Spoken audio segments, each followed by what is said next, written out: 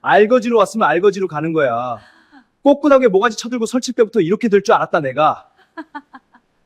남편은 이혼 서류에 도장을 찍으며 내연녀 손을 꼭 쥐었습니다. 시어머니는 박수라도 칠 듯 환하게 웃었습니다. 옆에 섰던 시누이도 한마디 거들었죠. 언니, 전주 가는 고속버스표 살 돈은 있어? 내가 5만 원 보태줘요? 가다가 휴게소에서 호두 과자나 사 먹던가. 저는 그 말에 아무 대꾸도 하지 않았습니다. 그저 차갑게 가라앉은 눈빛으로 그들의 눈을 똑바로 응시하며 딱 한마디만 남겼을 뿐입니다. 어머님, 다음 주 월요일 아침 부디 즐겁게 기다려주시길 바랍니다. 시어머니는 그 말이 무슨 뜻인지 그때는 전혀 알지 못했습니다.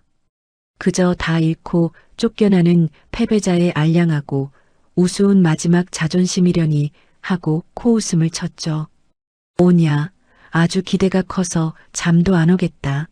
라며 제 등 뒤에 대고 소리쳤으니까요. 그런데 그 깔깔거리던 시어머니가 불과 10분 뒤 법원 바닥에 주저앉아 오열하게 될 줄은 아무도 몰랐습니다. 이야기 시작 전 구독과 좋아요 눌러주시고 어디서 이 이야기를 듣고 계신지 댓글 달아주시면 그곳에 행복이 가득하기를 바라겠습니다. 진실의 사연 지금 시작합니다. 저 이수아는 원래 꽃과 함께 숨을 쉬고 꽃과 함께 잠들던 사람이었습니다. 저는 전주 한옥마을의 고즈넉한 풍경 속에서 나고 자랐습니다. 봄이면 경기전 돌담길을 따라 흐드러지게 피어나는 매화 향기를 맡았고 가을이면 골목마다 소복하게 쌓이는 노란 은행잎을 사각사각 밟으며 컸죠.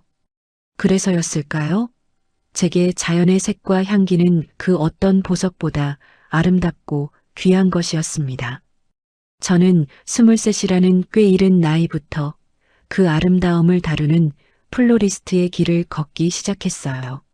물론 겉보기엔 우아하고 화려해 보이지만 그 이면의 삶은 처절한 노동의 연속이었습니다. 처음 전주 시내의 작은 꽃집 보조로 들어갔을 때 제 하루는 새벽 4시에 시작됐어요. 졸린 눈을 비비며 도매시장에 나가 제 몸집만 한 무거운 물통을 수십 번씩 날라야 했죠. 날카로운 장미가시에 손가락이 찔려 10손가락 모두 밴드를 달고 사는 건 기본이었고 한겨울에도 차가운 물에 쉴 새 없이 손을 담가야 했기에 손등은 늘 빨갛게 트고 거칠게 갈라져 있었습니다.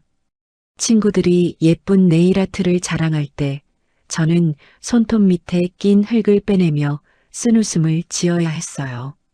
하지만요, 그 모든 고단함과 육체적 피로도 활짝 핀 작약 한 송이의 결을 어루만질 때면 눈 녹듯 사르르 사라졌습니다. 그렇게 4년을 악착같이 버텼습니다.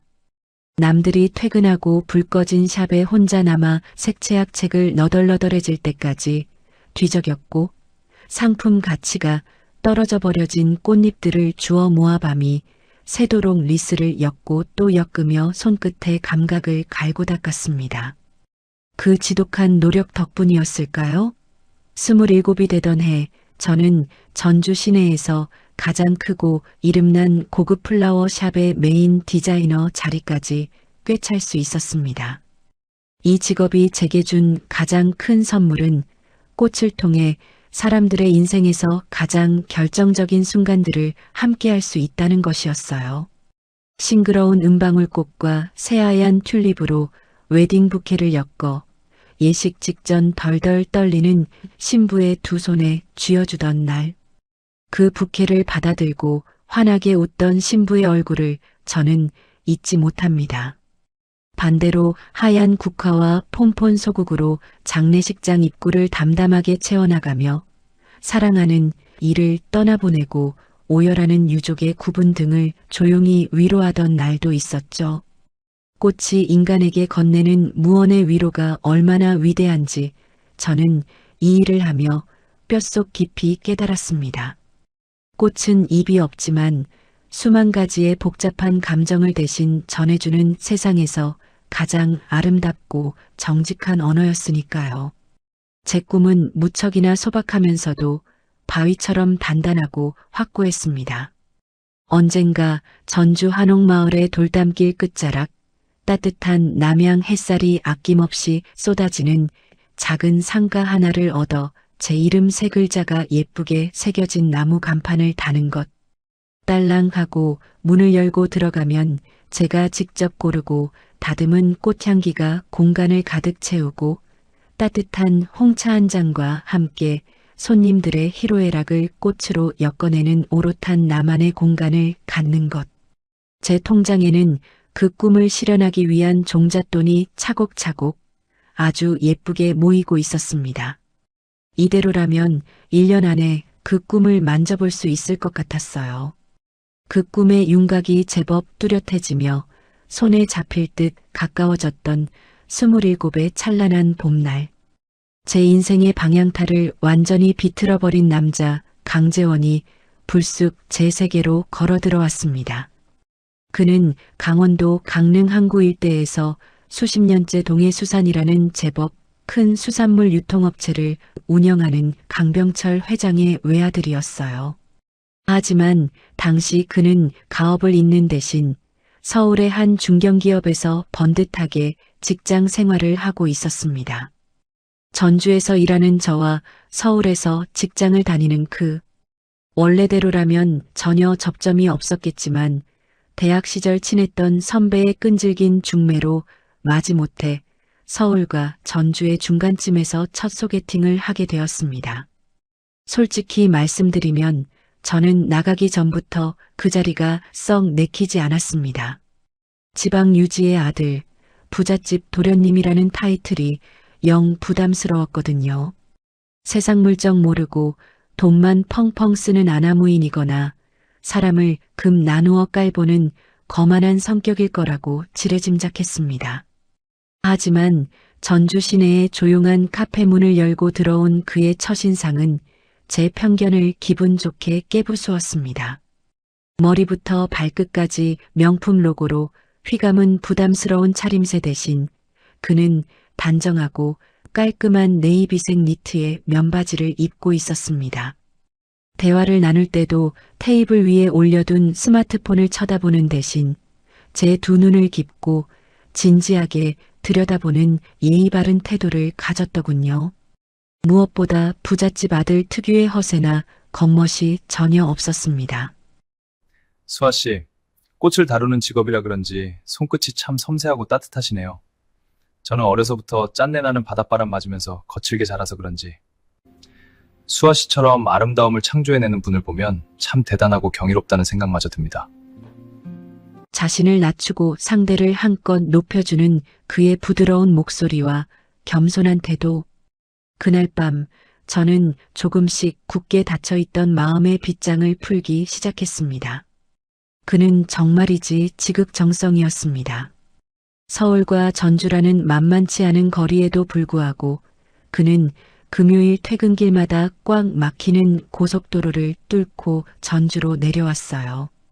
왕복 6시간이 넘는 고된 운전에도 그는 단 한 번도 피곤한 내색을 하지 않았습니다. 제가 꽃시장 철야 작업으로 몹시 지쳐있던 어느 날 밤엔 샵 앞 골목에 차를 세워두고 말없이 따뜻한 유자차 한 잔과 샌드위치만 건네고는 미련 없이 다시 서울로 훌쩍 올라가기도 했죠. 수아 씨 피곤할 텐데 얼굴 봤으니까 됐어요. 얼른 들어가서 좀 쉬어요. 그 배려심 깊은 뒷모습을 보며 저는 바보같이 생각했습니다. 아, 이 남자라면 평생을 믿고 기대어도 좋겠다. 그 지극정성에 안 넘어갈 여자가 세상 천지에 어디 있었을까요? 그렇게 우리가 만난 지 5달쯤 지났을 무렵이었습니다. 유난히 서늘한 가을바람이 옷깃을 파고들던 어느 저녁이었죠. 평소처럼 분위기 좋은 레스토랑에서 저녁을 먹고 나와 근처 산책로를 걷고 있는데 재원 씨가 갑자기 걸음을 딱 멈추더니 제 두 손을 조심스럽게 하지만 아주 꽉 쥐었습니다. 가로등 불빛 아래 비친 그의 얼굴엔 짙은 수심과 그늘이 가득했어요. 평소에 여유롭던 미소는 온데간데 없었습니다. 수아 씨, 나 오늘 수아 씨한테 정말 솔직하게 해야 할 말이 있어요. 그의 무거운 목소리에 제 심장도 덩달아 철렁 내려앉았습니다. 오늘 아침에 강릉 본가에서 연락을 받았는데 아버지 몸이 많이 안 좋아지셨대요.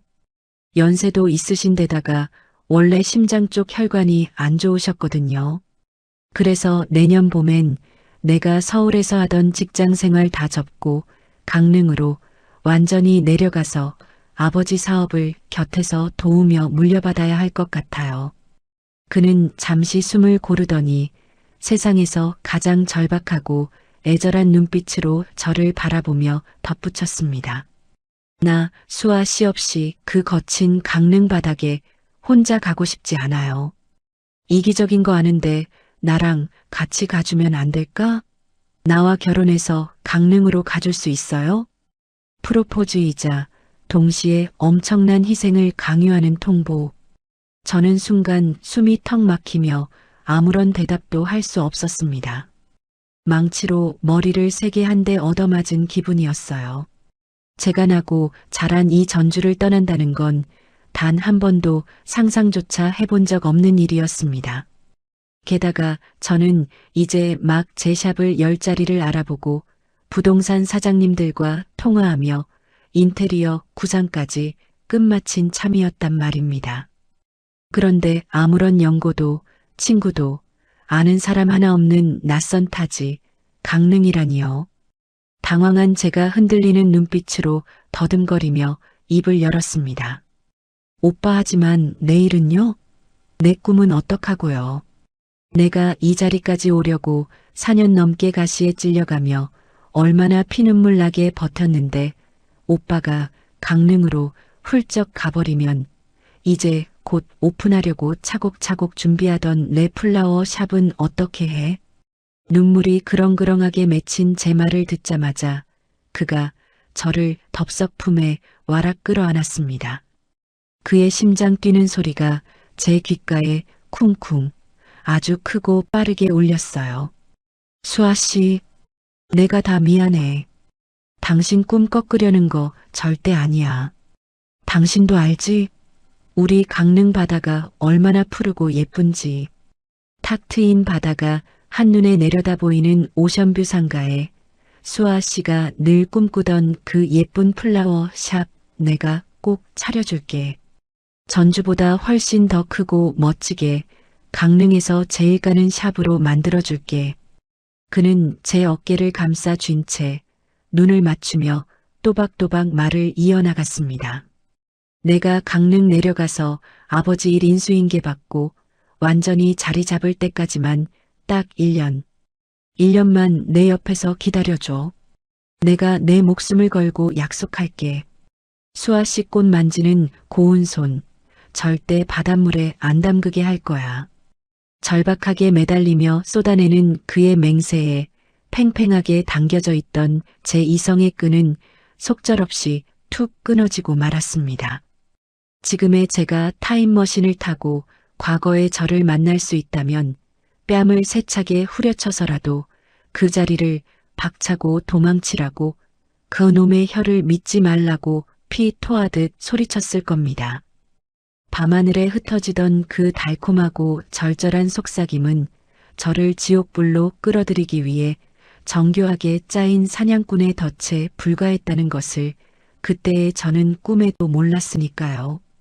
사랑이라는 감정에 눈과 귀가 완벽하게 멀어버렸던 27의 저는 그 깃털보다 가벼운 거짓 약속에 제 인생의 모든 것을 베팅하고 말았습니다.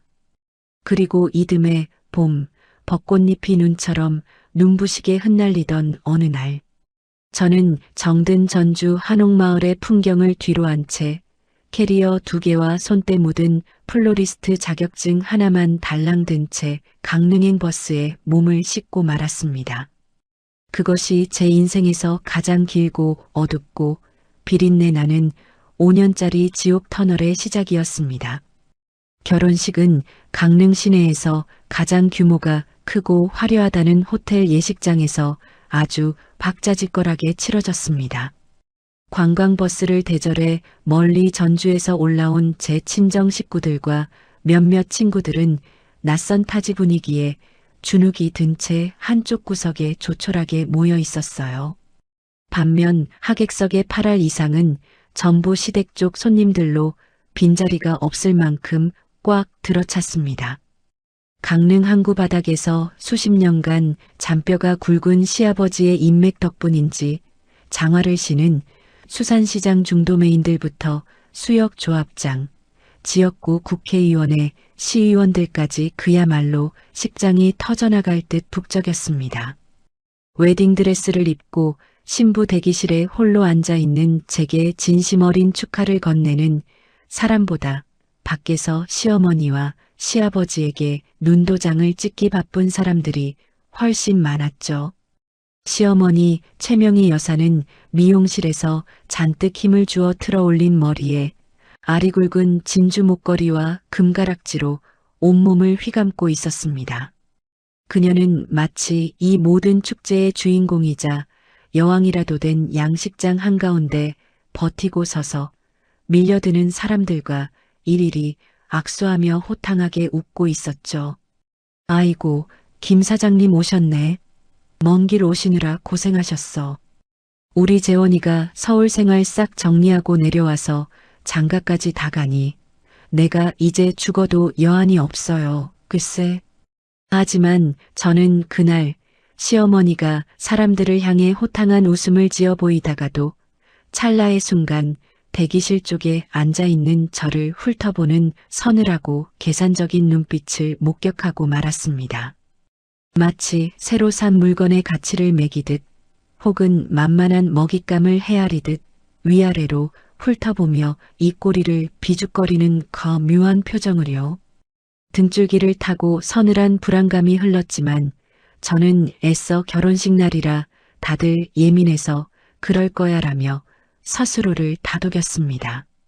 하지만 그 불길한 예감은 달콤해야 할 신혼여행에서 돌아온 바로 다음 날 아침 아주 완벽하고 처참하게 적중하고 말았습니다. 신혼여행 가방도 채 다 풀지 못하고 시댁 안방에서 하룻밤을 잔 이튿날 새벽이었습니다. 피로가 채 풀리지 않아 깊고 무거운 잠에 빠져있던 제 귓가에 안방 방문을 부서져라 쾅쾅쾅 내리치는 소리가 들렸습니다. 시계는 새벽 5시 30분을 가리키고 있었죠. 수아야, 이수아, 아직도 자니? 깜짝 놀라 스프링처럼 튀어 일어난 제가 급히 카디건을 걸치고 문을 열자 시어머니가 팔짱을 꽉 낀 채 싸늘하게 굳은 표정으로 서 있었습니다. 화장기 없는 민낯이었지만 저를 내려다보는 눈빛만큼은 칼날처럼 매서웠습니다. 어머님, 일찍 일어나셨네요. 제가 알람 소리를 못 들어서. 예, 우리 집 아침 식사는 1년 365일 무조건 아침 7시다. 재원이 애비가 평생 새벽같이 항구 위판장에 나가는 사람인데 빈속으로 찬바람 맞게 할 순 없잖니. 뜨끈한 찌개랑 갓 지은 밥을 든든히 먹여보내야지. 그리고 점심때 현장 사무실에서 드실 도시락도 매일 네가 싸야 해. 내 시아버지 당뇨랑 고혈압약 드시는 거 알지?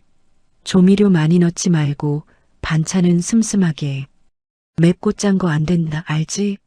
해가 중천인데 얼른 부엌으로 나와라. 해가 중천이라니요. 창밖은 아직 푸르스름한 새벽빛만 감돌고 있었습니다. 저는 피곤한 몸을 억지로 일으키며 조심스럽게 하지만 꼭 짚고 넘어가야 할 이야기를 꺼냈습니다.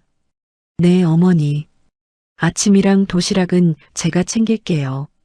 그런데 어머님, 저도 슬슬 이쪽 강릉 시내에 플라워 샵 자리를 좀 알아봐야 해서요. 낮에 제가 부동산 좀 돌아다녀도 괜찮을까요? 아, 이건 이미 재원 씨도 알고 있는 얘기예요. 그 순간 부엌으로 향하던 시어머니의 발걸음이 돌부리에 걸린 듯 딱 멈췄습니다.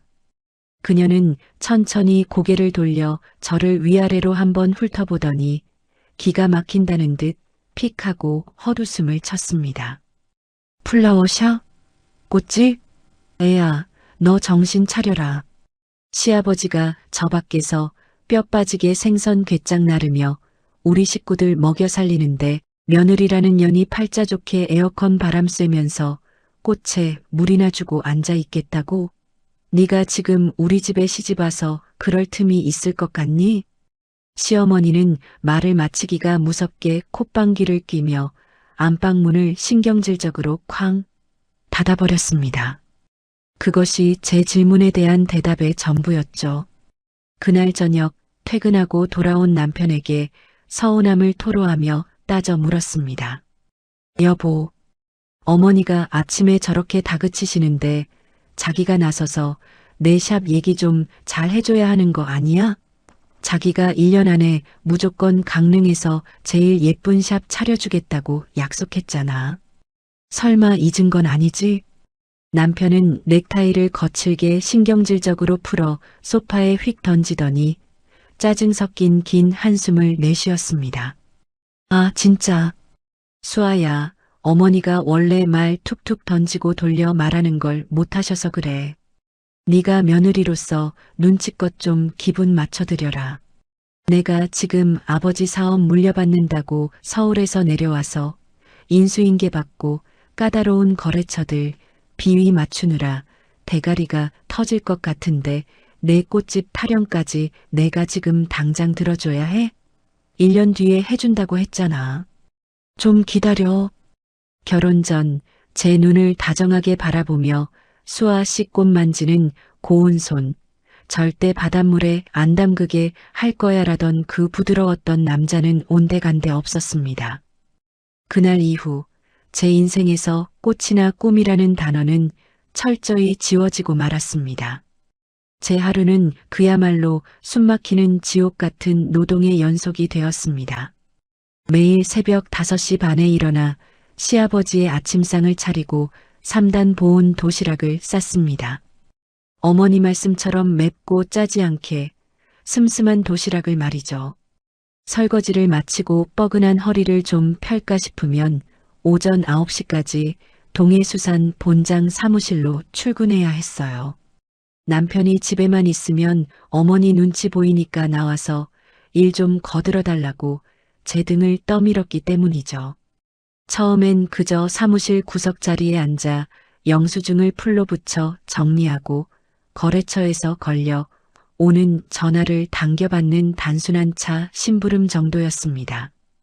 그런데 제가 전주에서 샵의 매출 장부를 관리하며 체득했던 꼼꼼함으로 회사 장부를 완벽하게 정리해 내자 시어머니는 슬그머니 아주 자연스럽게 회사의 핵심 업무들을 제게 떠넘기기 시작했습니다. 수아야, 너 꽃 만지던 애라 그런지 손재주가 보통이 아니더라. 이번 명절에 VIP 거래처로 나갈 프리미엄 굴비랑 전복 세트 납품 포장. 그거 네가 싹 다 디자인하고 포장해라. 밖에 외주 업체에 주면 한 박스당 돈 10만 원은 우습게 깨지는데 아깝잖니. 수백 개의 차가운 생선 박스 포장을 밤새도록 디자인하고 보냉백에 리본을 묶었습니다. 그렇게 납품 포장을 도맡아 하다 보니 자연스레 거래처 담당자들과 통화하며 클레임을 방어하는 CS 업무를 맡게 되었고 나중엔 냉동 창고에 들고 나는 거대한 물류 스케줄 조율까지 전부 제 몫이 되어 버렸습니다. 사실상 동해수산의 안살림을 제가 다 도맡아 한 셈이었죠. 제가 사무실에서 전화를 2대씩 붙잡고 땀을 뻘뻘 흘리는 동안 시어머니는 푹신한 사장실 가죽 소파에 반쯤 누워 홈쇼핑 채널을 돌려보며 당연하다는 듯 말했습니다. 원래 이런 큰 회사는 집안 식구가 직접 나와서 눈에 불을 켜고 감시해야 굴러가는 법이야. 그래야 밑에 직원놈들이 딴짓을 안 하고 우리한테 굽신거리지. 그렇게 동해수산의 핵심 실무를 뼈가 빠지게 굴러가며 다 처리해 주었지만 한 달 뒤 제 통장에 꽂히는 월급은 단 1원도 없었습니다. 참다 못해 조심스레 생활비 이야기를 꺼내자 시어머니는 눈을 치켜뜨며 호통을 쳤습니다. 어머, 네가 우리 집구석에서 공짜로 먹고 자고 입는 돈이 얼만데 무슨 놈의 월급이냐? 며느리가 시댁 일 돕는 건 당연한 도리야. 가족이라는 빌미로 행해지는 철저한 노동력 착취. 저는 4대 보험도 안 되는 말 그대로 무급 노예나 다름없었습니다. 밤 10시가 넘어 파김치가 된 몸을 이끌고 집에 돌아오면 제 앞에는 또 다른 지옥이 기다리고 있었습니다. 싱크대에 산더미처럼 쌓인 저녁 설거지, 남편과 시아버지의 땀과 생선 비늘에 찌든 작업복 빨래. 어느 날 밤 고무장갑을 벗고 내려다본 제 손은 낯설기 짝이 없었습니다. 언제나 향긋한 붉은 장미향과 싱그러운 유칼립투스 내음이 배어있던 제 고운 손끝. 이제 그곳에선 지독하게 비릿한 생선 냄새와 찌든 때를 벗겨내느라 쓴 독한 락스 냄새만이 진동했습니다. 보습크림을 아무리 치덕치덕 발라대도 그 역겨운 비린내는 이미 제 뼛속까지 스며든 듯 지워지지 않았죠. 저의 찬란했던 꿈이 그렇게 비린내 속에 서서히 썩어가고 있었습니다. 게다가 가끔 서울에서 의류 쇼핑몰을 한답시고 내려오는 시누이 강지수는 제 앙상한 목에 빨대를 꽂는 또 다른 거머리였습니다. 한 달에 한두 번 내려올 때마다 그녀는 어김없이 제 방문을 벌컥 열고 들어와 뻔뻔하게 손을 내밀었습니다. 새언니, 나 이번에 동대문 가을 신상 사입해야 하는데 현금이 좀 빵꾸 났네. 언니 결혼하기 전에 모아둔 비상금 있으면 딱 300만 원만 내 계좌로 싸줘요. 다음 달 초에 물건 팔리면 무조건 칼같이 갚을게, 찐으로. 아가씨, 저도 강릉 와서 수입이 아예 끊겨서 모아둔 돈이 없어요. 그리고 저번 달에 급하시다고 빌려가신 200만 원도 아직 안 주셨잖아요. 제가 난처한 표정으로 거절하면 강지수는 곧바로 눈을 부릅뜨고 거실로 달려나갔습니다. 엄마, 새언니 진짜 너무한 거 아니야? 가족끼리 꼴랑 300만 원 빌려달라는 걸 이렇게 야박하게 딱 잘라 거절해. 언니 우리 집구석을 아주 우습게 보는 거 아니야? 나 서러워서 진짜. 그러면 시어머니는 주방으로 득달같이 달려와 제 등짝을 매섭게 후려치며 소리를 빽 질렀습니다. 내깐년이 우리 집 와서 벌어오는 돈이 땡전 한 푼도 없는 주제에 쥐꼬리만큼 있는 친정 돈 좀 빌려달라는 게 그렇게 아깝냐? 쪼잔하게 굴지 말고 당장 지수 통장으로 붙여. 결국 저는 친정 엄마가 수아야, 시댁에서 행여나 눈치 볼 일 생기면 비상시 쓰거라 하며 남몰래 쥐어주신 눈물 묻은 적금 통장을 깨서 돈을 바쳐야 했고 그 돈은 1년이 지나도록 단 한 푼도 제게 돌아오지 않았습니다. 이토록 끔찍한 시간 동안 저를 지켜줘야 할 남편 강재원은 어디 있었냐고요? 그는 동해수산의 대표 자리를 물려받기 위한 영업 접대라는 명목으로 매일 밤 밖으로 쏘다녔습니다. 강릉 청년 상공인 연합회 모임, 수협 조합장 스크린 골프 회동, 신규 거래처 술자리. 입으로는 늘 핏대를 세우며 비즈니스를 외쳤지만 새벽 2, 3시가 넘어 비틀거리며 들어와 침대에 쓰러지는 그의 셔츠 깃에서는 룸살롱의 저렴하고 끈적한 향수 냄새와 모텔에 비치된 싸구려 남성 스킨 냄새, 그리고 낯선 여자의 짙은 파운데이션 자국이 번갈아 발견되기 시작했습니다. 어느덧 지옥 같은 결혼 2년차가 되던 매서운 겨울의 어느 날 밤이었죠. 술에 완전히 떡이 되어 들어와 화장실 변기통을 부여잡고 구역질을 해대는 남편. 저는 묵묵히 그의 등짝을 두드리며 바닥에 튄 토사물을 걸레로 닦아내고 있었습니다. 문득 고개를 들어 세면대 위 거울에 비친 제 모습을 보았습니다. 푸석푸석하게 엉켜버린 머리카락, 다크서클이 턱 밑까지 시커멓게 내려온 퀭한 두 눈, 생선 비늘에 베이고 락스에 까져 반창고가 덕지덕지 붙은 거칠고 투박한 손. 전주 한옥마을에서 가장 눈부시게 빛나던 27의 디자이너 이수아는 완전히 죽어버렸고 껍데기만 남은 30살의 초라한 식모 한 명이 거울 속에서 저를 멍하니 쳐다보고 있었습니다. 그런데 참 이상했어요. 평소 같았으면 화장실 바닥에 주저앉아 펑펑 소리내어 울거나 짐승처럼 소리를 지르며 남편의 멱살을 잡고 미친 듯이 흔들어야 마땅한 순간인데 제 감정은 놀랍도록 차분하게 텅 빈 우물처럼 고요하게 가라앉아 있었습니다. 눈물조차 한 방울 나오지 않았어요. 그때 완벽하게 깨달았습니다. 눈물이 완전히 말라버린 이 순간이 비참한 끝이 아니라 무언가 거대하고 무서운 것이 시작되는 신호라는 것을요. 이 지옥에서 나를 구원할 사람은 남편도 헛된 희망도 아닌 오직 나 자신뿐이라는 것을. 제 가슴 저 밑바닥 깊고 어두운 곳에서 억울한 슬픔 대신 얼음처럼 차갑고 서늘한 분노의 불꽃이 조용히 피어오르고 있었습니다. 화장실 거울 앞에서 서늘한 각성을 맞이했던 그날 밤 이후 제 안에 무언가는 완전히 그리고 영구적으로 방향을 틀었습니다. 상처받고 버림받았다는 억울함에 빠져 방바닥을 치며 허우적대는 대신 이 지독한 수산물 비린내로 가득한 지옥에서 내 두 발로 당당하게 걸어나가겠다는 독한 결심이 뼛속 깊이 자리 잡았죠. 하지만 맨몸으로 뛰쳐나갈 수는 없었습니다. 자본주의 사회에서 가장 완벽한 복수와 독립은 결국 내 이름으로 된 압도적인 자본에서 나온다는 것을 뼈저리게 깨달았으니까요. 위자료 몇 푼 쥐고 쫓겨나는 불쌍한 이혼녀가 될 생각은 추호도 없었습니다. 그렇게 조용히 가슴속에 시퍼런 칼을 갈던 결혼 2년 차의 매서운 겨울. 어느 일요일 오후였습니다.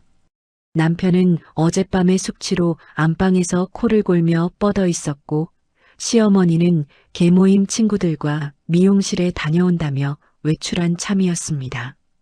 저는 시어머니가 지시한 대로 동해수산 사무실 건물 뒤편에 방치된 먼지 쌓인 비품 창고를 홀로 정리하고 있었죠. 차갑게 얼어붙은 창고 바닥을 빗자루로 쓸고 무거운 박스들을 낑낑대며 옮기던 중 구석 가장 깊은 곳에 찌그러진 채 처박혀 있던 낡은 종이 상자 하나가 제 시선을 사로잡았습니다. 박스 겉면에는 굵은 매직으로 이수아 방짐이라고 적혀 있었어요. 2년 전 전주에서 강릉으로 쫓기듯 시집올 때 챙겨왔으나 시댁 식구들의 눈치가 보여 차마 방에 풀어보지도 못한 채 창고에 방치해둔 제 이삿짐이었습니다. 떨리는 손으로 노랗게 변색된 테이프를 뜯어내자 훅 하고 묵은 먼지 냄새가 피어올랐습니다. 그리고 그 안에는 과거에 빛나던 제가 고스란히 숨쉬고 있었습니다.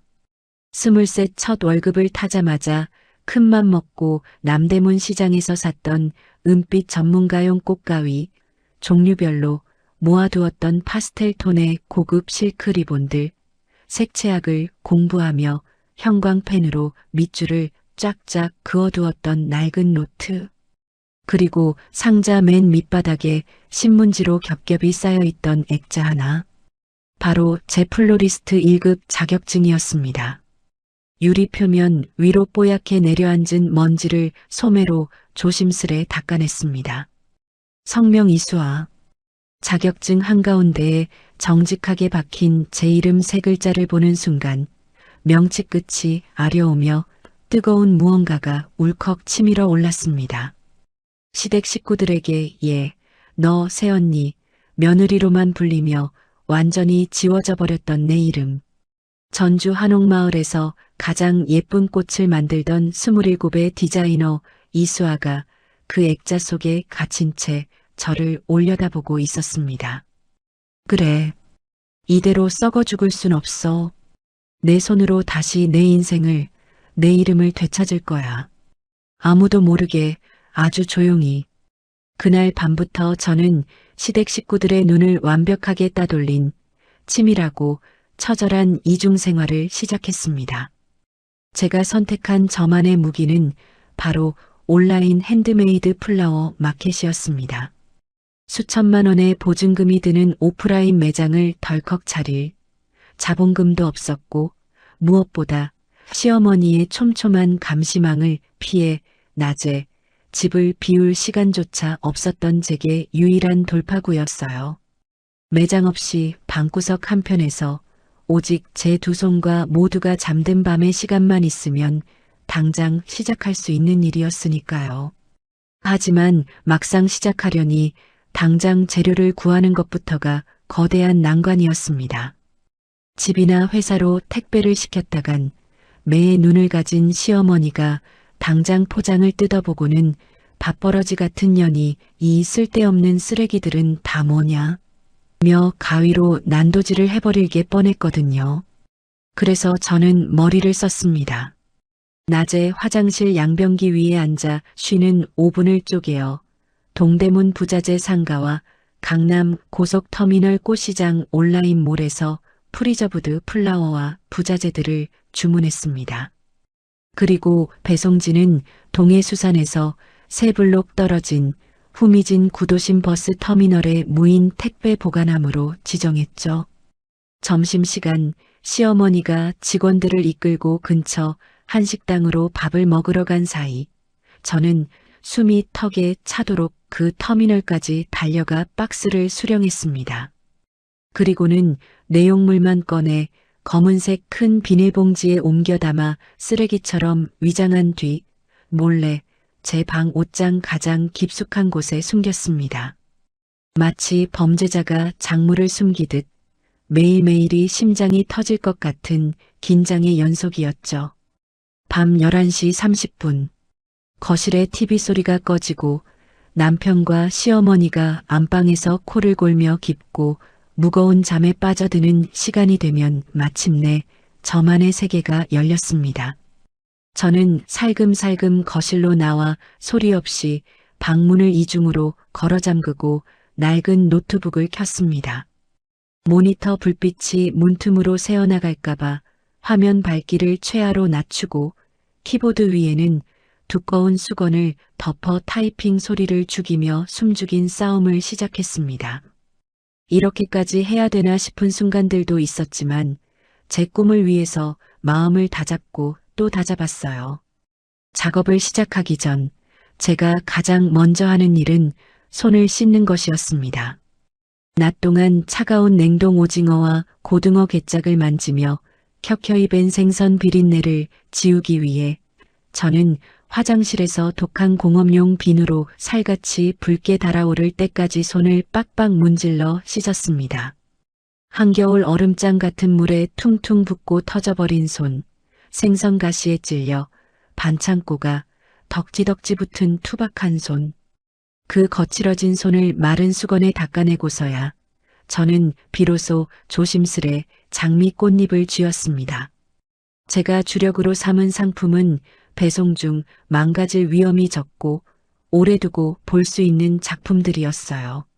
시들지 않도록 특수 처리된 프리저브드 장미를 활용한 유리돔 무드 등 고급스러운 드라이 플라워를 촘촘히 엮어 만든 캔들 리스, 그리고 부모님 생신 선물용으로 기획한 용돈 메시지 플라워 박스, 방의 형광등을 모두 끈 채 저는 핸드폰 손전등 불빛 하나에만 의지해 밤새도록 핀셋으로 꽃잎에 주름을 펴고 글루건을 쌌습니다. 피곤함에 꾸벅꾸벅 졸다가 뜨거운 글루건 용액이 손등에 떨어져 살점이 허옇게 익어 벗겨진 날도 있었고 쏟아지는 코피가 툭툭 떨어져 애써 만든 새하얀 수국 잎을 망쳐버린 날도 부지기수였습니다. 입술을 꽉 깨물어 비릿한 피가 배어나와도 손가락 마디마디가 관절염에 걸린 듯 쑤셔와도 저는 절대 멈추지 않았습니다. 차가운 골방 바닥에 쪼그려 앉아 아름다운 꽃을 만지는 그 새벽 3시의 고요한 시간만이 제가 비린내 나는 식모가 아니라 온전한 이수아로 살아 숨쉬는 유일한 순간이었으니까요. 제가 론칭한 브랜드의 이름은 제 이름 이수아의 영문 이니셜을 딴 수아 블라썸, 수아의 꽃이 다시 피어난다는 저만의 처절하고도 눈부신 부활의 주문이었습니다. 새벽 5시 반, 시어머니가 아침을 차리라며 방문을 두드리기 직전의 시간. 저는 밤새 만든 샘플들을 거실 창가 쪽으로 재빨리 들고 나갔습니다. 방바닥에 하얀 전지를 깔고 떠오르는 아침의 푸르스름한 자연광을 조명 삼아 인스타그램과 스마트 스토어에 올릴 감성적인 제품 사진을 찍었죠. 찰칵, 찰칵. 무음 카메라 어플로 빠르게 촬영을 마친 뒤엔 흔적도 없이 박스들을 겨울 패딩 안감 속에 숨겨두고 다시 앙치마를 두른 채 부엌으로 나갔습니다. 수아야, 아직도 찌개 물 안 올리고 뭐해? 하는 시어머니의 날카로운 호통 소리를 들으며 저는 시아버지의 병원식 도시락을 싸는 식모의 일상으로 감쪽같이 돌아갔습니다. 그렇게 뜬 눈으로 밤을 새우며 스토어에 물건을 올리고 딱 일주일째 되던 날이었습니다. 여느 때처럼 오전 10시부터 동해수산 사무실에 불려나와 진상거래처 직원의 클레임 전화를 받으며 꾸벅꾸벅 사과를 하고 있을 때였어요. 수화기 너머로 쌍욕이 날아오고 코끝으로는 사무실 구석에 쌓인 건어물 냄새가 역겹게 진동하던 그 숨막히는 찰나. 사무실 책상 위에 뒤집어둔 제 핸드폰 화면에 팝업창 하나가 반짝 하고 떠올랐습니다. 스마트 스토어 신규 주문 일건이 결제 완료되었습니다. 결제 금액 75,000원. 그 짧은 알람 문구를 보는 순간 제 심장이 귓가에서 쿵쾅쿵쾅 터질 것처럼 방망이질을 치기 시작했습니다. 순간 숨이 멎을 것 같았죠. 저는 황급히 전화를 끊고 어머님, 배가 너무 아파서 화장실 좀 하고는 쏜살같이 사무실 밖으로 뛰어나갔습니다. 상가 화장실 맨 끝 칸으로 뛰어들어가 문을 덜컥 잠그고 차가운 변기 뚜껑 위에 털썩 주저앉았습니다. 떨리는 두 손으로 핸드폰 화면을 다시 켰습니다. 잘못 본 게 아니었습니다. 분명한 현실이었어요. 누군가가 제가 올린 사진과 글을 보고 제 감각을 믿고 기꺼이 자신의 지갑을 열어 75,000원이라는 돈을 결제한 것입니다. 단돈 75,000원. 동해수산 창고에 널린 굴비 반 박스 값도 안 되는 돈. 시어머니가 백화점 마실을 나가 긁어대는 스카프 한 장 값도 안 되는 돈. 누군가에겐 그저 가벼운 외식 한 끼 값이겠지만 제게 그 숫자의 무게는 우주만큼이나 거대하고 무거웠습니다. 그 돈은 시어머니가 던져주는 모욕적인 적선도 아니었고 남편의 눈치를 보며 굽신거려 구걸한 돈도 아니었습니다. 오로지 빛도 들지 않는 구석진 방구석에서 화상 입은 손에 밴드를 감아가며 제 손끝으로 빚어대 스스로 쟁취한 첫 번째 성과였습니다. 이수아는 아직 죽지 않았다. 내 능력은 세상에서 여전히 가치 있게 빛난다고 외치는 제가 살아있다는 완벽한 증명서였죠. 저는 변기통을 부여잡고 새어나오는 울음소리를 막기 위해 제 손등을 꽉 깨문 채 소리 없이 짐승처럼 오열했습니다. 눈물 콧물이 범벅이 되도록 한참을 쏟아내고 나니 신기하게도 지난 2년간 가슴을 짓누르던 거대한 바위 덩어리가 산산조각 나 사라진 기분이 들었습니다. 그날 밤 시댁 식구들이 골아떨어진 자정 무렵 저는 화장실에 샤워기 물을 3개 틀어놓고 친정어머니께 조용히 전화를 걸었습니다. 엄마, 안 자지? 엄마한테 부탁이 하나 있어. 내일 아침에 엄마가 은행 문 열자마자 가서 내 이름으로 입출금 통장 하나만 새로 만들어줘. 그리고 그 통장이랑 연결된 체크카드를 우편으로 우리 집 말고 저번 달에 내가 알려준 터미널 쪽 무인 보관함 주소로 좀 붙여줘. 절대로 시댁이나 재원 씨한테는 말하면 안 돼. 무조건 비밀이야. 수화기 너머로 들려오는 어머니의 목소리는 파르르 떨리고 있었습니다. 수아야, 너 목소리가 왜 그래? 코가 맹맹한 게 울었니? 거기서 무슨 일 있는 거지? 재원이가 너 때렸어? 아니면 안사돈이 너보고 친정 돈 달라고 또 괴롭혀? 딸의 불행을 직감한 친정엄마의 애타는 목소리에 가슴이 미어졌지만 저는 눈물을 꾹 삼키며 애써 세상에서 가장 밝고 경쾌한 목소리로 웃어 보였습니다. 아유, 엄마도 참 드라마 너무 많이 본 거 아니야? 상상력도 풍부하셔. 무슨 일이 있긴요. 그냥 나도 이제 눈치 안 보고 나만의 비상금 좀 쏠쏠하게 모아보려고 그러지. 진짜 아무 일도 없어. 걱정하지 말고 내일 당장 카드나 꼭 붙여줘. 비밀이야, 잊지 마. 절반은 새빨간 거짓말이었고 절반은 진실이었습니다. 어머니가 남몰래 붙여주실 그 비밀 통장. 그곳에 차곡차곡 쌓이게 될 돈은 백화점에서 예쁜 옷을 사입거나 맛있는 걸 사 먹기 위한 단순한 비상금이 아니었으니까요.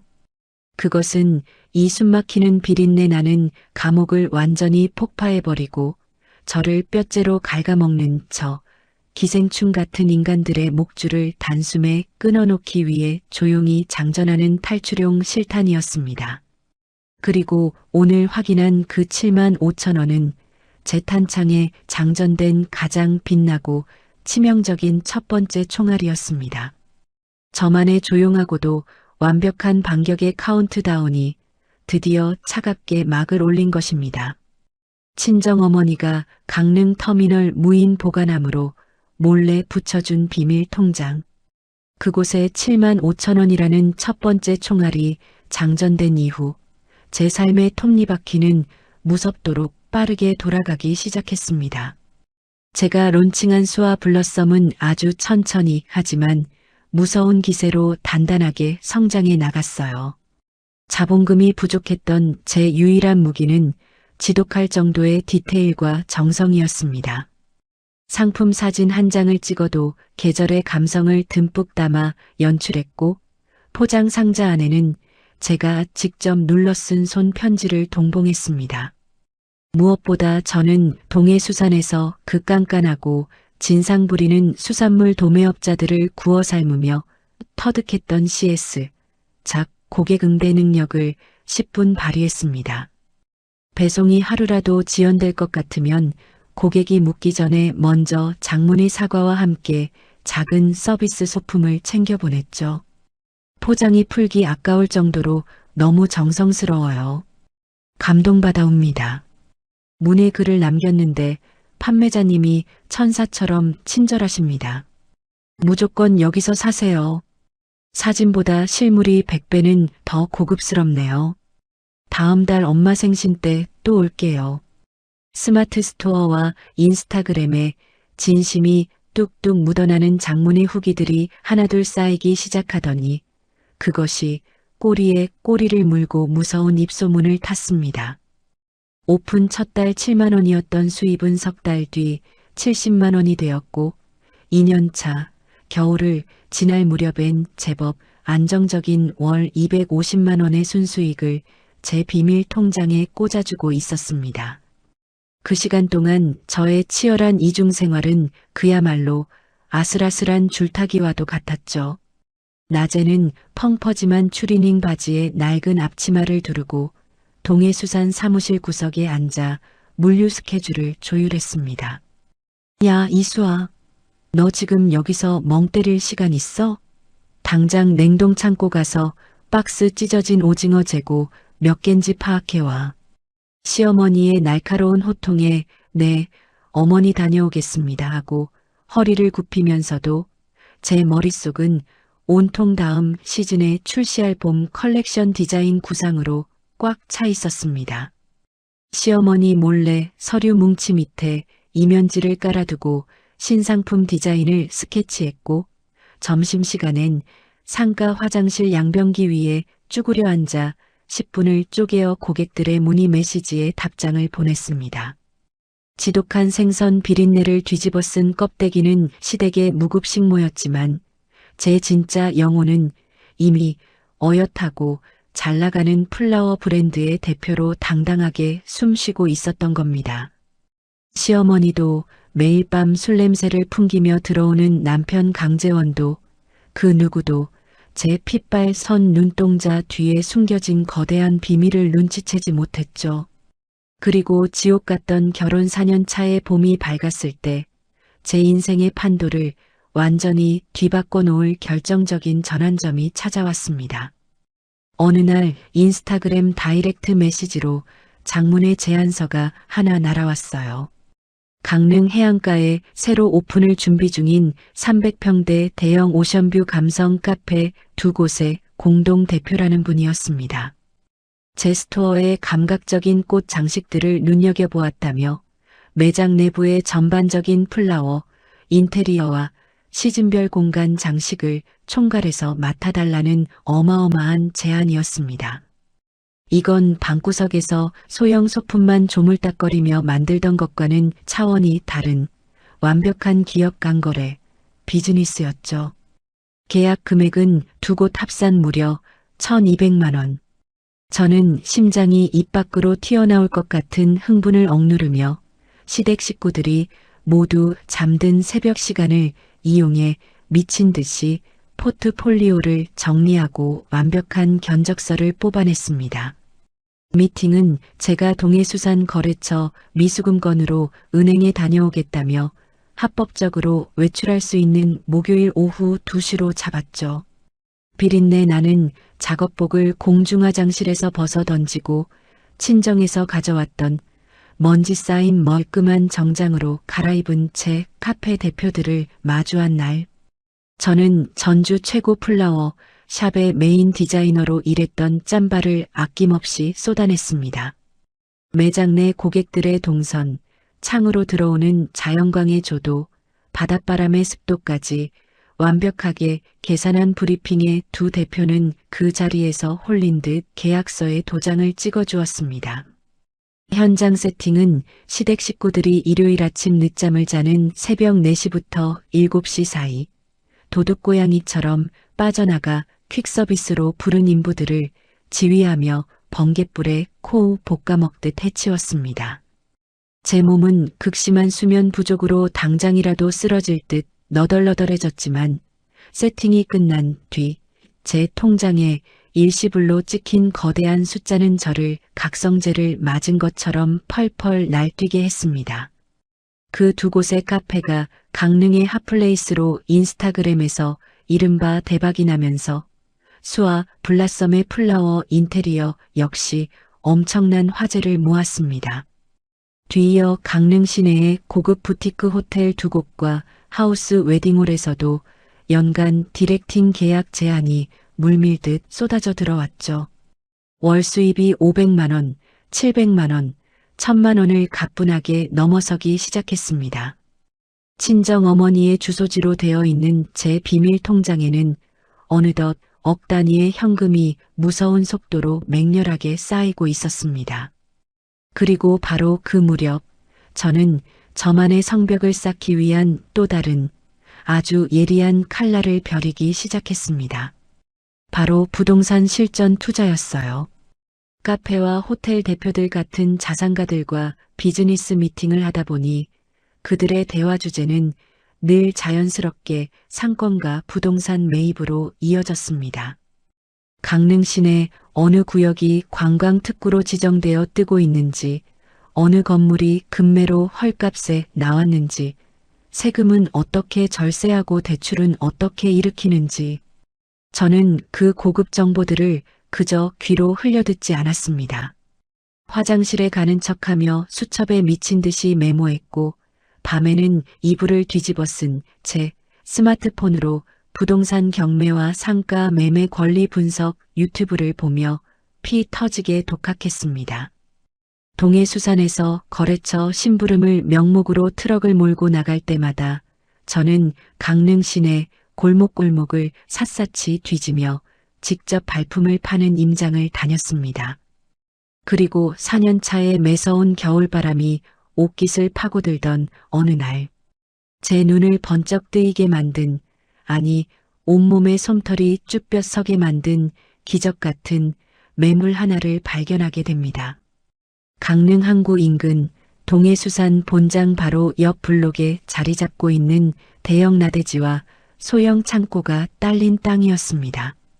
원래 땅 주인이 무리하게 다른 사업을 확장하다 부도를 내는 바람에 빚쟁이들을 피해 시세보다 무려 30%나 저렴한 초급매로 던진 물건이었죠. 하지만 제가 그 허름한 부동산 사무실에 붙은 지적도를 보고 경악을 금치 못했던 진짜 이유는 단순히 가격이 싸서가 아니었습니다. 그 땅은 바로 동해수산이 메인 제일 냉동창고와 직원들 주차장으로 수년째 월세를 내며 임대해서 쓰고 있는 핵심 부지였거든요. 그 땅이 없으면 당장 수백 톤의 냉동 수산물들을 보관할 곳이 없어 동해수산의 목줄이 단번에 끊겨버리는 그야말로 시댁회사의 심장이나 다름없는 곳이었습니다. 저는 손이 덜덜 떨리는 것을 느끼며 부동산 유리창 밖에서 휴대폰 계산기를 미친 듯이 두드렸습니다. 지난 4년 가까이 피토하며 모아온 현금 2억 원, 그리고 수아, 블라썸의 높은 사업자 매출을 증빙해 1금융권에서 최대로 끌어올 수 있는 한도 대출을 영혼까지 합치면 딱 매입가가 떨어졌습니다. 취등록세와 법무사 비용까지 계산해도 아슬아슬하게 승산이 있는, 아니 무조건 이기는 싸움이었죠. 저는 1초의 망설임도 없이 부동산 문을 열고 들어가 결단했습니다. 사장님, 이 매물 제가 당장 계약하겠습니다. 다른 데 돌리지 마세요. 가계약금 지금 바로 쏠 테니 계좌번호 부르세요. 그렇게 며칠 뒤 잔금을 치르고 제 손에 쥐어진 빳빳한 등기부등본. 소유자 이수아. 하얀 종이 위에 검은 잉크로 선명하게 박힌 제 이름을 손가락으로 쓸어내리며 저는 인감도장을 쥔 채 미친 사람처럼 소리 없는 웃음을 터뜨렸습니다. 시어머니도 남편도 동해수산의 그 어떤 직원도 몰랐습니다. 저를 밥이나 축내는 버러지 취급하던 시어머니가 저를 파출부 부리듯 부려먹던 그 오만한 남편이 매일같이 발을 딛고 서 있는 그 땅의 주인이 바로 그들이 무시하던 며느리 이수아로 바뀌었다는 사실을요. 저는 철저하게 외부의 대형 부동산 관리업체를 끼고 위탁계약을 돌렸습니다. 동해수산 경리과는 건물주가 바뀐 것도 모른 채 매달 말일이면 관리업체가 지정해 둔 가상계좌로 꼬박꼬박 350만 원이라는 막대한 임차료를 입금했습니다. 그리고 그 돈은 수수료를 뗀 뒤 고스란히 제 비밀 통장으로 꽂혔습니다. 그날 이후 저는 시어머니가 저를 향해 삿대질을 하며 모욕적인 폭언을 퍼부을 때마다, 남편이 저를 벌레 보듯 무시할 때마다 속으로 콧노래를 불렀습니다. 떠들어라, 떠들어. 네가 내뱉는 그 쌍욕들, 매달 내 통장에 꼬박꼬박 꽂히는 350만 원짜리 월세, 이자라고 생각하며 아주 달게 들어줄 테니. 첫 건물을 산 지 반년쯤 지났을 무렵이었습니다. 자본은 자본을 낳는다고 했던가요? 어엿한 상가 건물주가 되어 신용 등급이 껑충 뛴 저는 첫 번째 냉동창고 부지를 담보로 과감하게 추가 대출을 일으켰습니다. 마침 강릉 항구 초입 유동인구가 가장 많은 목 좋은 삼거리에 위치한 2층짜리 상가가 매물로 나왔거든요. 연로하신 주인 어르신이 건강 문제로 요양원에 들어가시며 상속세 문제로 급하게 처분하는 알짜배기 매물이었습니다. 저는 그 두 번째 상가 건물마저 조용하고 완벽하게 집어삼켰습니다. 역시 명의는 오직 제 단독 명의 이수아. 두 번째 건물엔 1층에 장사가 아주 잘 되는 횟집, 2층에 당구장 세입자가 이미 꽉 들어차 있었기 때문에 제가 손을 댈 것도 없이 다음 달부터 당장 400만 원의 월세가 추가로 굴러 들어오기 시작했습니다. 이제 제 비밀 통장엔 수와 블라썸이 밤낮으로 벌어들이는 막대한 사업 수익과 상가 두 채에서 나오는 든든한 월세 수입이 거대한 눈덩이처럼 합쳐져 매일매일 폭발적으로 불어나고 있었습니다. 세금까지 완벽하게 정리된 순수 총자산 6억 원. 동해수산의 무금 노예로, 시누이의 현금 인출기로, 남편의 허수아비 아내로 철저히 짓밟히고 무시당했던 27의 며느리가 5년이라는 끔찍한 시간 속에서 악착같이 혀를 깨물고 밤을 새워 완성해낸 저만의 완벽한 제국이었습니다. 자, 이제 상대의 심장을 관통할 총알은 넘칠 만큼 넉넉하게 장전되었습니다. 동해수산의 숨통을 끊어버릴 냉동창고 건물의 소유권이라는 확실한 방아쇠도 제 소나귀에 단단히 쥐어졌죠. 이제 남은 것은 딱 하나. 저를 이 지옥에 쳐넣은 인간들에게 이 화려한 폭탄을 터뜨려줄 결정적인 명분뿐이었습니다. 그리고 하늘은 무심하지 않게도 제가 기다리던 그 완벽한 명분을 아주 뻔뻔하고도 천박한 형태로 제 발밑에 굴려보내주었습니다. 결혼 5년 차의 초여름, 동해수산 앞바다에 후덥지근한 바닷바람이 불어오기 시작할 무렵이었습니다. 제가 수와 블라썸의 막대한 수익과 상가 두 채의 월세로 비밀 통장에 6억이라는 거대한 성벽을 거의 다 쌓아 올렸을 즈음 동해수산 경리과에 새로운 여직원 한 명이 입사했습니다. 그녀의 이름은 유리나. 속초 출신의 26살이라고 했습니다. 짧은 미니스커트에 화려한 네일아트를 하고 출근한 첫날, 그녀가 동해수산 사무실 문을 열고 들어오는 순간 확 끼쳐오던 진하고 달콤한 명품 향수 냄새를 저는 아직도 기억합니다. 한때 제 고운 손끝에서 나던, 그러나 이제는 지독한 생선 비린내에 밀려 완전히 잊어버렸던 바로 그 젊고 싱그러운 냄새였죠. 처음엔 그저 철없는 어린 직원이 하나 들어왔거니 했습니다. 하지만 며칠 지나지 않아 사무실의 공기가 아주 기묘하고 역겹게 흘러가고 있다는 것을 눈치채는 데는 그리 오랜 시간이 걸리지 않았습니다. 가장 눈에 띄게 변한 건 바로 제 남편 강재원이었습니다.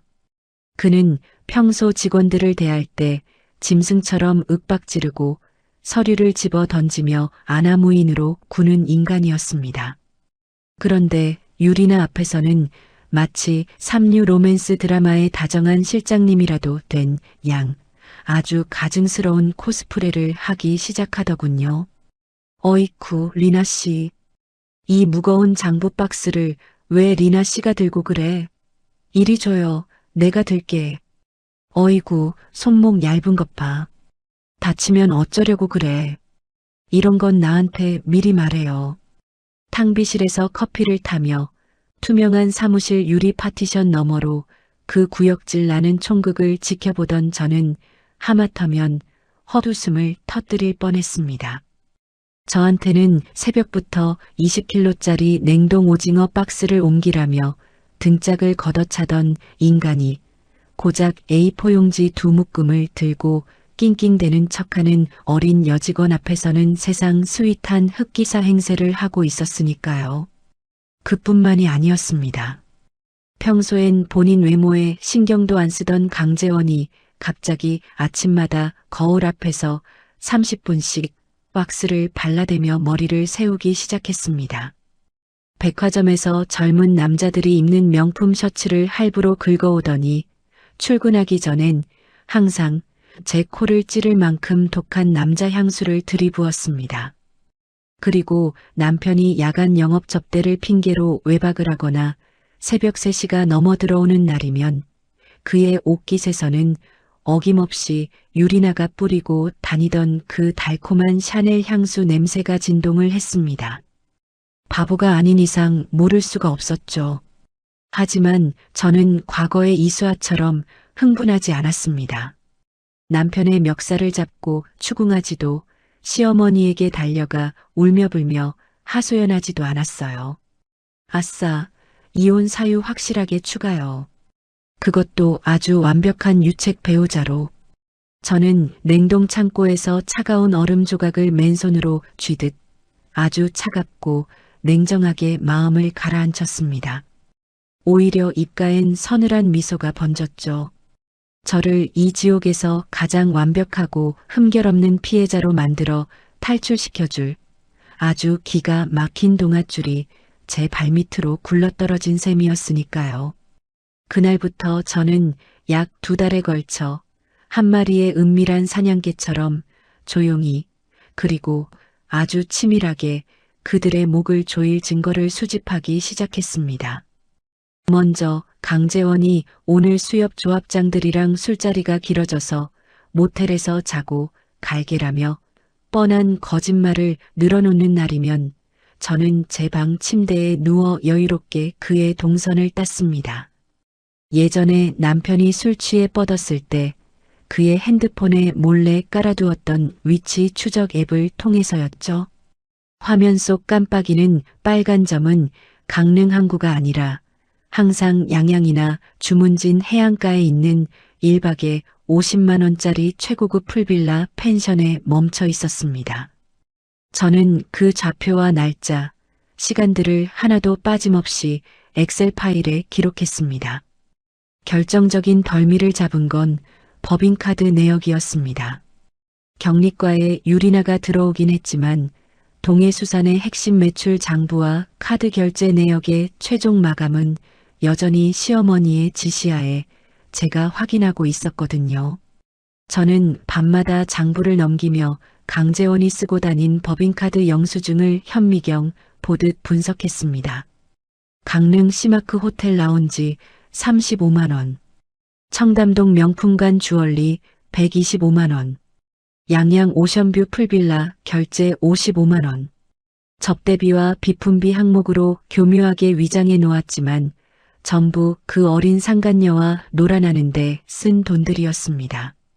심지어 회사 공금으로 유용해 긁어댄 그 횡령 금액이 지난 몇 달간 무려 1,200만 원에 달하더라고요. 아버지가 평생 피땀 흘려 일군 회사의 공금을 아들이란 놈이 어린 여자 치마폭에 갖다 바치고 있었던 겁니다. 저는 그 모든 영수증 사본과 전표를 고스란히 복사해 제 개인 클라우드에 차곡차곡 저장했습니다.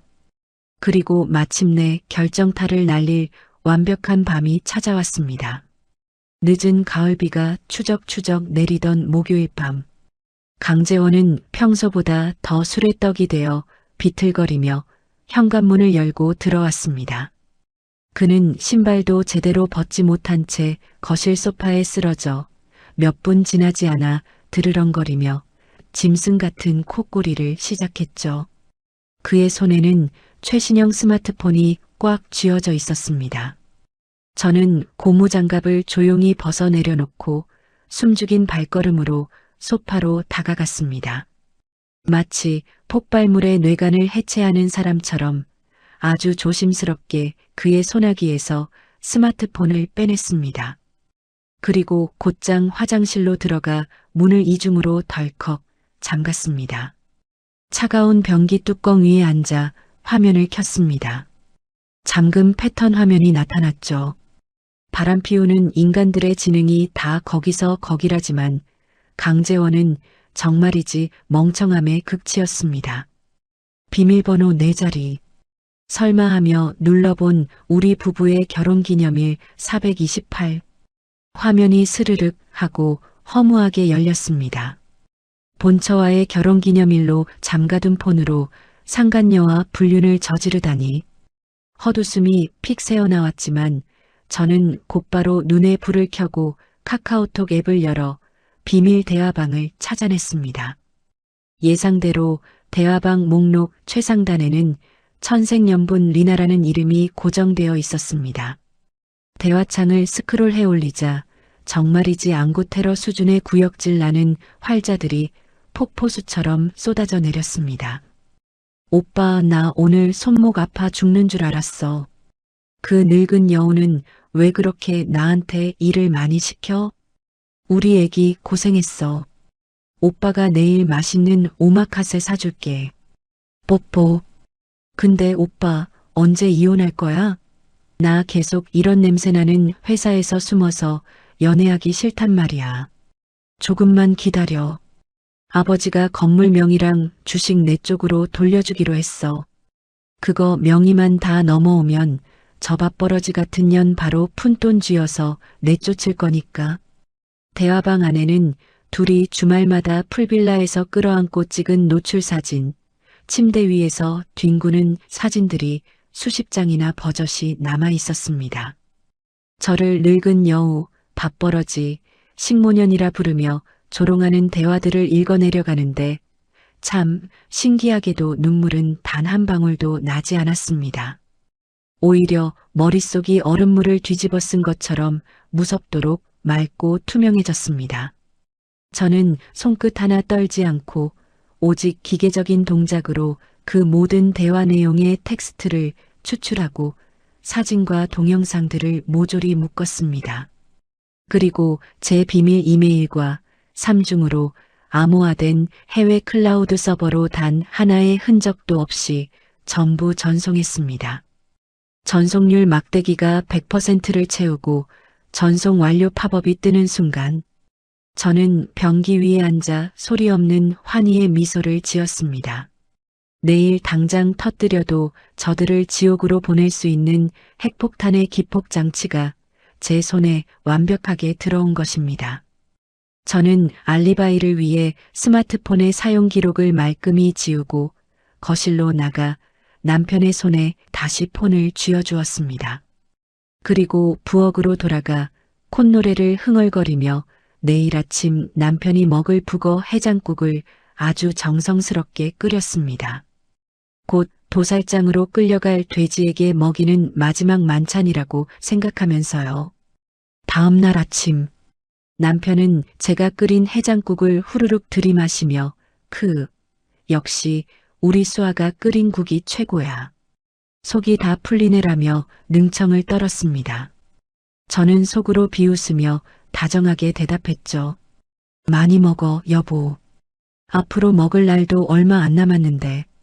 그는 연신 밥숟갈을 놀리느라 그 뼈 있는 말의 의미를 눈치채지 못한 채 밥알을 씹어 삼켰습니다. 남편과 시어머니가 모두 출근한 오전 10시. 저는 앞치마를 벗어 던지고 옷장에서 가장 단정한 코트를 꺼내 입었습니다. 그리고 골목길로 빠져나와 대학 시절 친하게 지냈던 전주의 법대 선배에게 조용히 전화를 걸었습니다. 수화기 너머로 선배의 목소리가 들려오자 저는 숨을 깊게 들이마시고 가장 단호하고 건조한 목소리로 말했습니다. 선배, 오랜만이에요. 부탁이 하나 있어서 연락했어요. 혹시 부산이나 서울 쪽에 소문난 독사 같은 이혼 전문 변호사 한 명만 소개해 줄 수 있어요? 수임료는 부르는 대로 현찰로 꽂아줄 수 있다고 전해주세요. 자세한 건 나중에 말씀드릴게요. 5년간의 기나긴 노예 생활. 그리고 그보다 더 치열했던 밤의 반격 준비. 이제 무대는 완벽하게 세팅되었습니다. 동해수산의 목줄을 죄 건물주의 지위, 억 단위의 막대한 현금, 남편의 불륜과 공금 횡령 증거, 가리고 상간녀의 뻔뻔한 정체까지. 저는 제 가방 속에 담긴 이 거대한 폭탄들을 어루만지며 3월의 차가운 바닷바람을 향해 크게 미소 지었습니다. 자, 이제 이 쓰레기들을 사회적으로 그리고 경제적으로 완벽하게 발가벗겨 거리에 나앉게 만들 시간이었습니다. 대학 시절 친했던 법대 선배의 은밀한 소개를 통해 제가 찾아간 사람은 강릉이 아닌 저 멀리 부산 바닥에서 피도 눈물도 없는 이혼 소송의 독사로 정평이 난 김태성 변호사였습니다. 강릉 바닥은 다리 하나만 건너면 사돈의 팔촌까지 알 만큼 좁디 좁은 데다 시아버지 강병철 회장의 인맥이 벅쪽에까지 뻗어 있었거든요. 혹시라도 제가 변호사를 선임했다는 소문이 시아버지의 귀에 새어 들어가는 것을 원천 봉쇄하기 위한 철저한 선택이었습니다. 저는 동해수산 거래처의 악성 미수금건을 해결하러 간다는 핑계로 합법적인 하루 연차를 얻어냈습니다. 그리고 아직 해가 뜨지도 않은 꼭두 새벽, 옷장 깊숙이 숨겨두었던 묵직한 가죽 바인더 하나를 가방에 챙겨 넣고 KTX 첫 차를 타고 부산으로 내려갔습니다. 차창 밖으로 스쳐 지나가는 바다를 바라보며 저는 가방 속에 든 그 바인더를 단단히 끌어안았습니다. 지난 5년의 피눈물 나는 시간과 밤을 새워가며 쌓아 올린 제 모든 제국이 그 종이 뭉치 안에 고스란히 담겨 있었으니까요. 부산 해운대 앞바다가 한눈에 내려다 보이는 아주 고급스러운 대형 로펌의 프라이빗 VIP 상담실. 비서가 내어준 따뜻한 홍차의 김이 모락모락 피어오르는 대리석 테이블 맞은편에는 날카로운 무태안경을 쓴 김태성 변호사가 깍지 낀 손 위로 턱을 괴고 저를 빤히 응시하고 있었습니다. 이수아 씨, 선배님께 이야기는 대충 전해 들었습니다만 강원도 강릉에서 꽤 규모가 큰 수산물 유통업체 동해수산 집안의 며느리시라고요. 남편분의 외도 증거는 확실하게 챙겨오셨습니까? 위자료 청구 소송을 하시려면 증거의 합법성이 가장 중요합니다. 저는 그가 묻는 말에 대답하는 대신 가방에서 묵직한 가죽 바인더 파일 하나를 꺼내 대리석 테이블 위로 무심하게 쓱 밀어 넣었습니다. 변호사님, 저는 남편 놈 멱살 잡고 위자료 몇 천만 원이나 구질구질하게 뜯어내려고 이 먼 부산까지 내려온 게 아닙니다.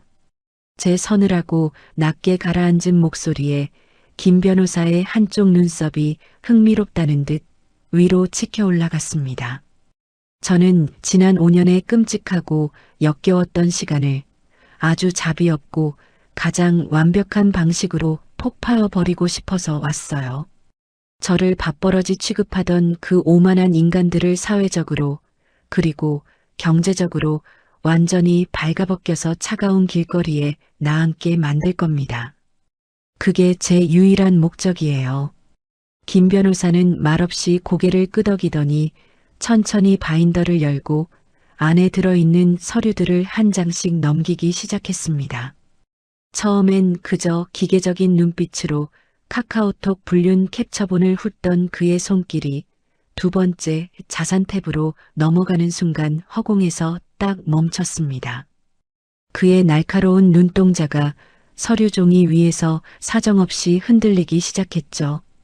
그는 급기야 안경을 벗어 책상에 내려놓고는 서류에 코를 박을 듯 가까이 다가갔습니다. 이수아 씨, 지금 이 등기부등본들 제가 제대로 본 게 맞습니까? 강릉 항구 인근에 있는 300평대 대형 창고 부지와 항구 초입에 2층짜리 상가 건물 2채, 그리고 현금성 자산과 사업체 연매출 내역서까지 소유주가 전부 이수아 본인 단독 명의라고 되어 있군요. 세금까지 한치의 오차도 없이 완벽하게 처리된. 이게 전부 본인 자산이라고요? 네, 맞습니다. 제가 지난 5년간 남편과 시댁 식구들이 골아떨어진 새벽마다 손에 화상을 입어가며 피리 토하듯 모은 제 특유 재산입니다. 변호사님이 더 잘 아시겠지만 혼인 중에 형성되었다고 해도 배우자의 조력이나 기여가 단 1%도 없는 일방적인 개인의 수익과 투자로 이루어진 자산은 재산 분할 대상에서 완벽하게 제외되어 맞죠? 김 변호사가 마른 침을 꿀꺽 삼키며 헛기침을 했습니다. 맞습니다. 강재원 씨는 이수아 씨의 사업체 존재조차 몰랐고 시댁에서 무급으로 노동력을 착취당한 정황이 명백하니 이 재산들은 법적으로 100% 안전합니다. 상대방은 단돈 10원도 건드릴 수 없어요.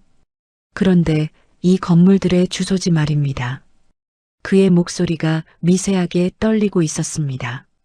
이거 남편분 회사인 동해수산이 메인 제일 냉동창고로 임차해서 쓰고 있는 바로 그 핵심 부지 아닙니까? 제가 지적도를 보니 여기 아니면 물류 트럭이 들어갈 곳이 아예 없던데요. 정확해요. 제가 철저히 외부 대형 관리업체를 껴서 매입했기 때문에 상대방은 이 건물의 진짜 주인이 매일 자기들 밥이나 차려주던 신모 며느리라는 사실을 꿈에도 모를 거예요. 매달 제 통장으로 따박따박 350만 원의 월세를 갖다 바치고 있으면서도요. 그 말을 듣는 순간 독사라 불리며 수천 건의 이혼 소송을 다뤄봤을 김태성 변호사가 처음으로 환희에 찬 폭소를 터뜨렸습니다. 맙소사. 이수아 씨, 이거 폭탄 스위치를 아주 제대로, 그것도 상대방의 급소에 완벽하게 꽂아놓고 계셨군요. 이 정도 증거와 자산 규모라면 상대방 입장에서는 그야말로 맑은 하늘의 날벼락을 넘어 아주 거대한 핵폭탄을 연쇄적으로 두들겨 맞는 꼴이겠습니다. 제 변호사 인생을 걸고 가장 재미있고 잔인한 재판을 만들어드리죠. 저는 가만히 고개를 끄덕였습니다. 정확한 의도를 잘 파악하셨네요.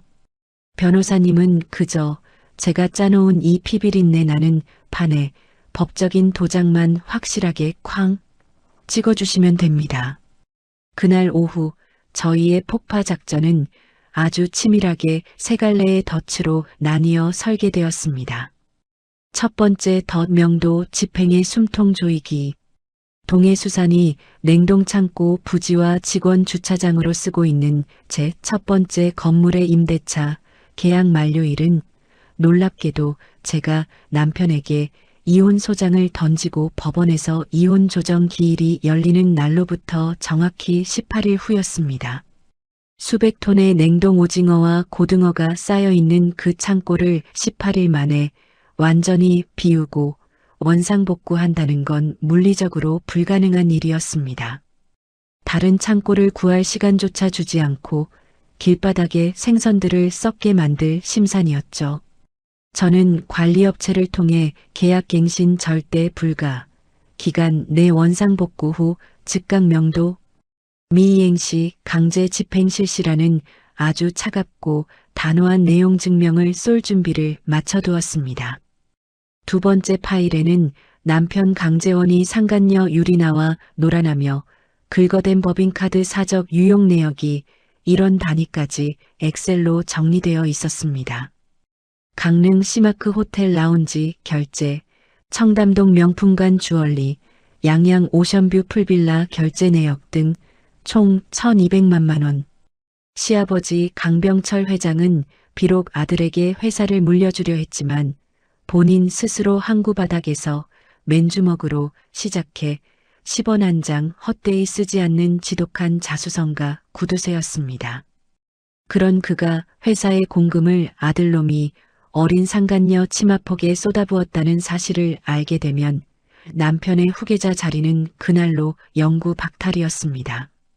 이 내역서는 이혼 재판이 열리는 그 시각 시아버지의 사무실 책상 위로 직배송되도록 퀵서비스 기사까지 완벽하게 세팅해 두었습니다. 마지막 세 번째 덫은 저를 늙은 여우라 조롱하던 뻔뻔한 상간녀 유리나를 향한 것이었습니다. 저는 강릉 뒷골목의 실력 좋은 흥신소에 거액을 쥐어주고 그녀의 과거 이력을 조용히 털어봤습니다. 흥신소장이 혀를 내두르며 건네준 갈색 서류 봉투 안의 내용은 놀라웠습니다. 그녀의 꼬리표는 아주 화려했어요.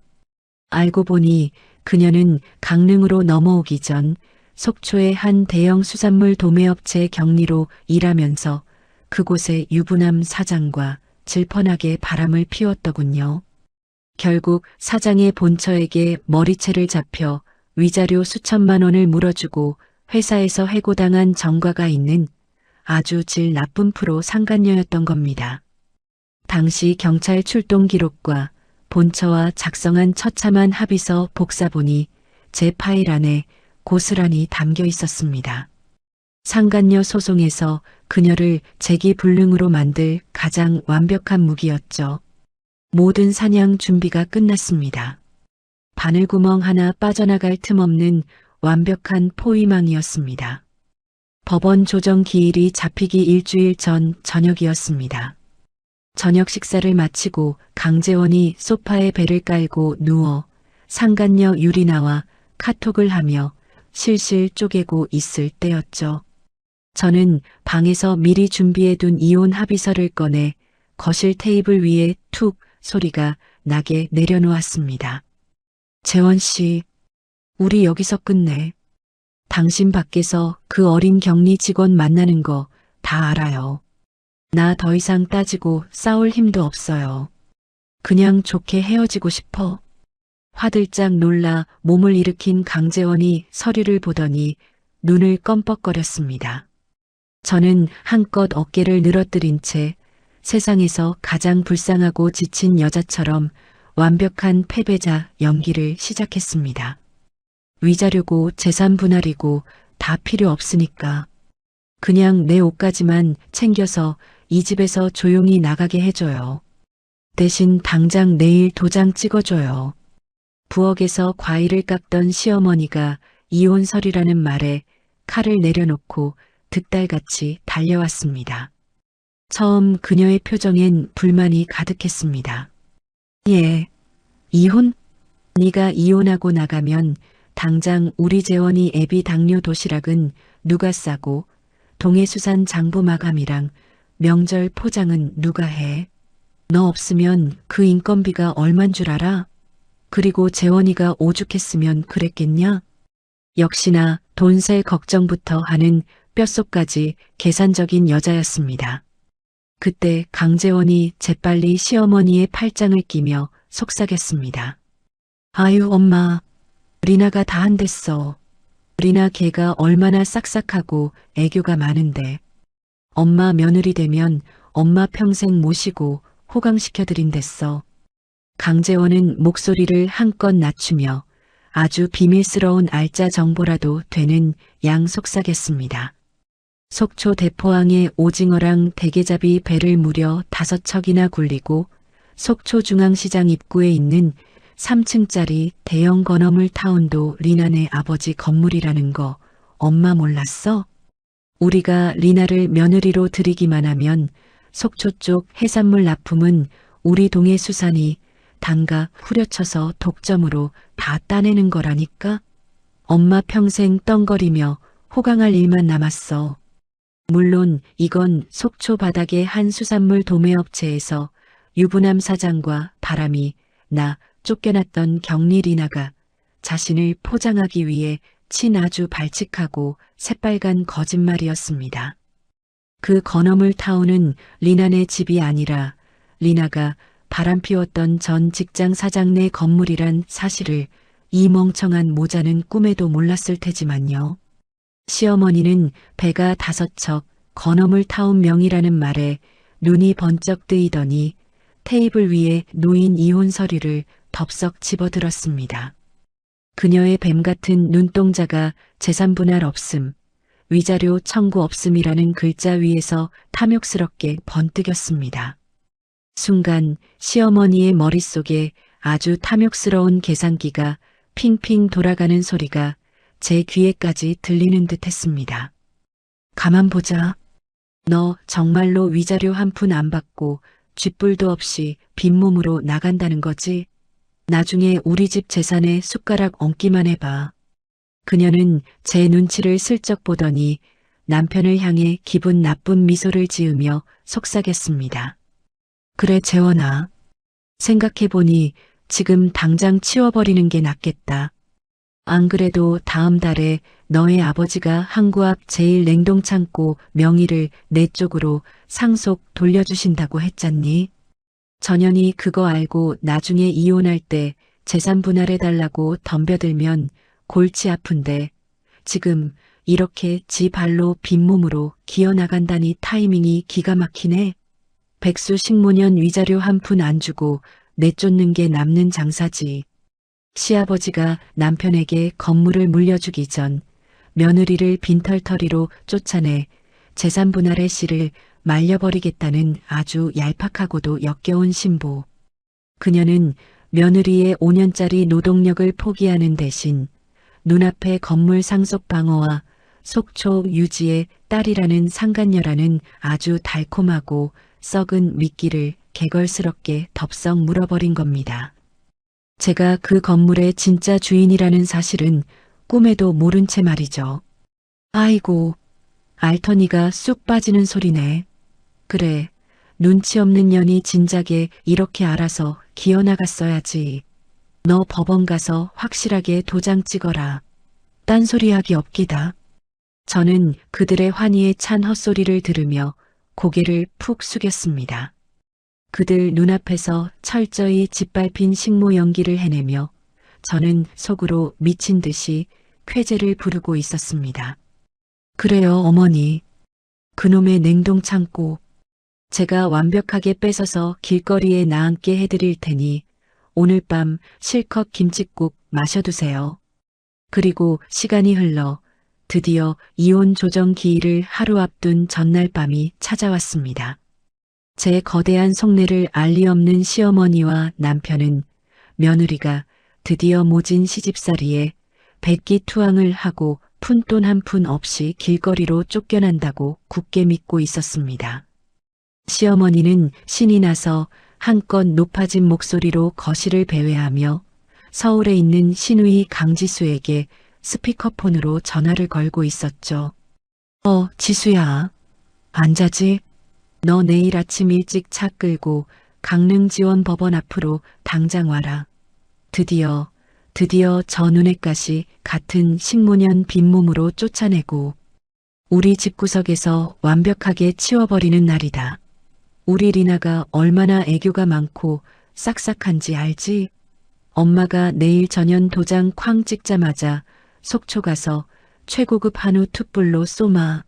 삼겹살 파티는 무슨 소고기 먹어야지. 안방 문을 삐죽 열고 나온 강재원 역시 스마트폰으로 유리나와 히덕거리며 카톡을 주고받느라 입꼬리가 귀에 걸려 있었습니다. 우리 애기 내일만 지나면 저 늙은 여우 쫓아내고 내가 서울 가서 명품 백 하나 시원하게 싸줄게. 아버지가 내일 법원 다녀오면 내 쪽으로 창고 명의도 돌려주신대. 하는 그의 느끼하고 오만한 목소리가 거실을 쩌렁쩌렁 울렸습니다. 저는 그들의 환희에 찬 하지만 너무나도 멍청한 목소리를 등 뒤로 들으며 차가운 부엌 싱크대 앞에 서서 마지막 저녁 설거지를 하고 있었습니다. 그릇을 다 닦아낸 뒤 저는 5년 동안 제 손을 옥죄었던 역겨운 생선 비린내와 락스 냄새가 찌든 고무장갑을 천천히 벗어 쓰레기통에 보란듯이 휙 던져버렸습니다. 거칠어진 제 손바닥을 가만히 내려다보았습니다. 이제 이 손에 비린내를 묻힐 일은 평생 없을 겁니다. 그리고 창밖으로 보이는 강릉의 까만 밤바다를 바라보며 속으로 나지막이 하지만 뼈저리게 생각했습니다. 실컷 웃어두세요, 어머님. 당신 아들도 당신의 오만함도 오늘 밤이 당신들 인생에서 가장 행복한 마지막 밤이 될 테니까요. 방으로 들어온 저는 내일 입고 나갈 가장 단정하고 시크한 검은색 정장을 옷걸이에 걸어두었습니다. 그리고 캐리어 하나에 제 옷가지만을 아주 단출하게 챙겨 넣었죠. 내일 법원 문을 나서는 순간부터 당신들이 평생 씹어 삼켜야 할 음식은 한우 소고기가 아니라 피눈물이 될 겁니다. 제 가슴속 깊은 곳에 묻어두었던 6억 원짜리 거대한 시한폭탄의 붉은 타이머가 마침내 0을 향해 째깍거리며 카운트다운을 시작하고 있었습니다. 길고 길었던 5년의 지옥이 끝나는 서늘하고 눈부신 복수의 아침이 밝아오고 있었습니다. 2025년 3월 14일 오전 10시. 아직 채 가시지 않은 강릉의 매서운 늦겨울 바닷바람이 윙윙거리며 불어오던 날. 드디어 이 지독한 5년의 지옥에 마침표를 찍을 강릉지원 가사조정실의 문이 열렸습니다. 창문 하나 없이 차갑고 건조한 조정실 테이블. 제 맞은편에 앉은 강재원은 아주 여유롭고 거만한 표정으로 다리를 꼬고 앉아 있었습니다. 그의 옆에는 시어머니가 동네에서 급하게 선임한 듯한 나이 지긋한 변호사가 서류를 뒤적이고 있었고, 복도박 유리창 너머로는 시어머니 최명희 여사와 시누이 강지수, 그리고 예비 며느리 행세를 하는 상간녀 유리나가 팔짱을 낀 채 히히덕거리며 대기하고 있었죠. 가사조정위원이 두꺼운 안경을 고쳤으며 서류를 펼쳤습니다. 쌍방 이혼 의사 최종 확인하겠습니다. 강재원 씨, 이혼에 동의하십니까? 네, 100% 동의합니다. 강재원이 마치 로또라도 당첨된 사람처럼 크고 경쾌하게 대답했습니다. 이수아 씨, 동의하십니까? 네, 동의합니다. 제 목소리는 건조하고 차분했습니다. 재산 분할 및 위자료에 관해 협의된 내용 확인하겠습니다. 쌍방 재산 분할 없음, 위자료 청구 없음. 즉, 이수아 씨는 강재원 씨 측에 어떠한 금전적 요구도 하지 않고 이혼하는 것으로 합의하신 게 맞습니까? 강재원이 저를 힐끔 보더니 입꼬리를 비죽 올리며 콧방귀를 뀌었습니다. 네, 맞습니다. 본인도 양심이 있으면 5년 동안 우리 아버지가 먹여주고 재워준 밥값이 얼만데 위자료를 달라고 하겠습니까? 깔끔하게 서로 갈 길 가야죠. 저는 그 저열한 시선을 정면으로 아주 올곧게 받아치며 대답했습니다. 네. 저 역시 그쪽 집안 재산에는 단 1원의 관심도 없습니다.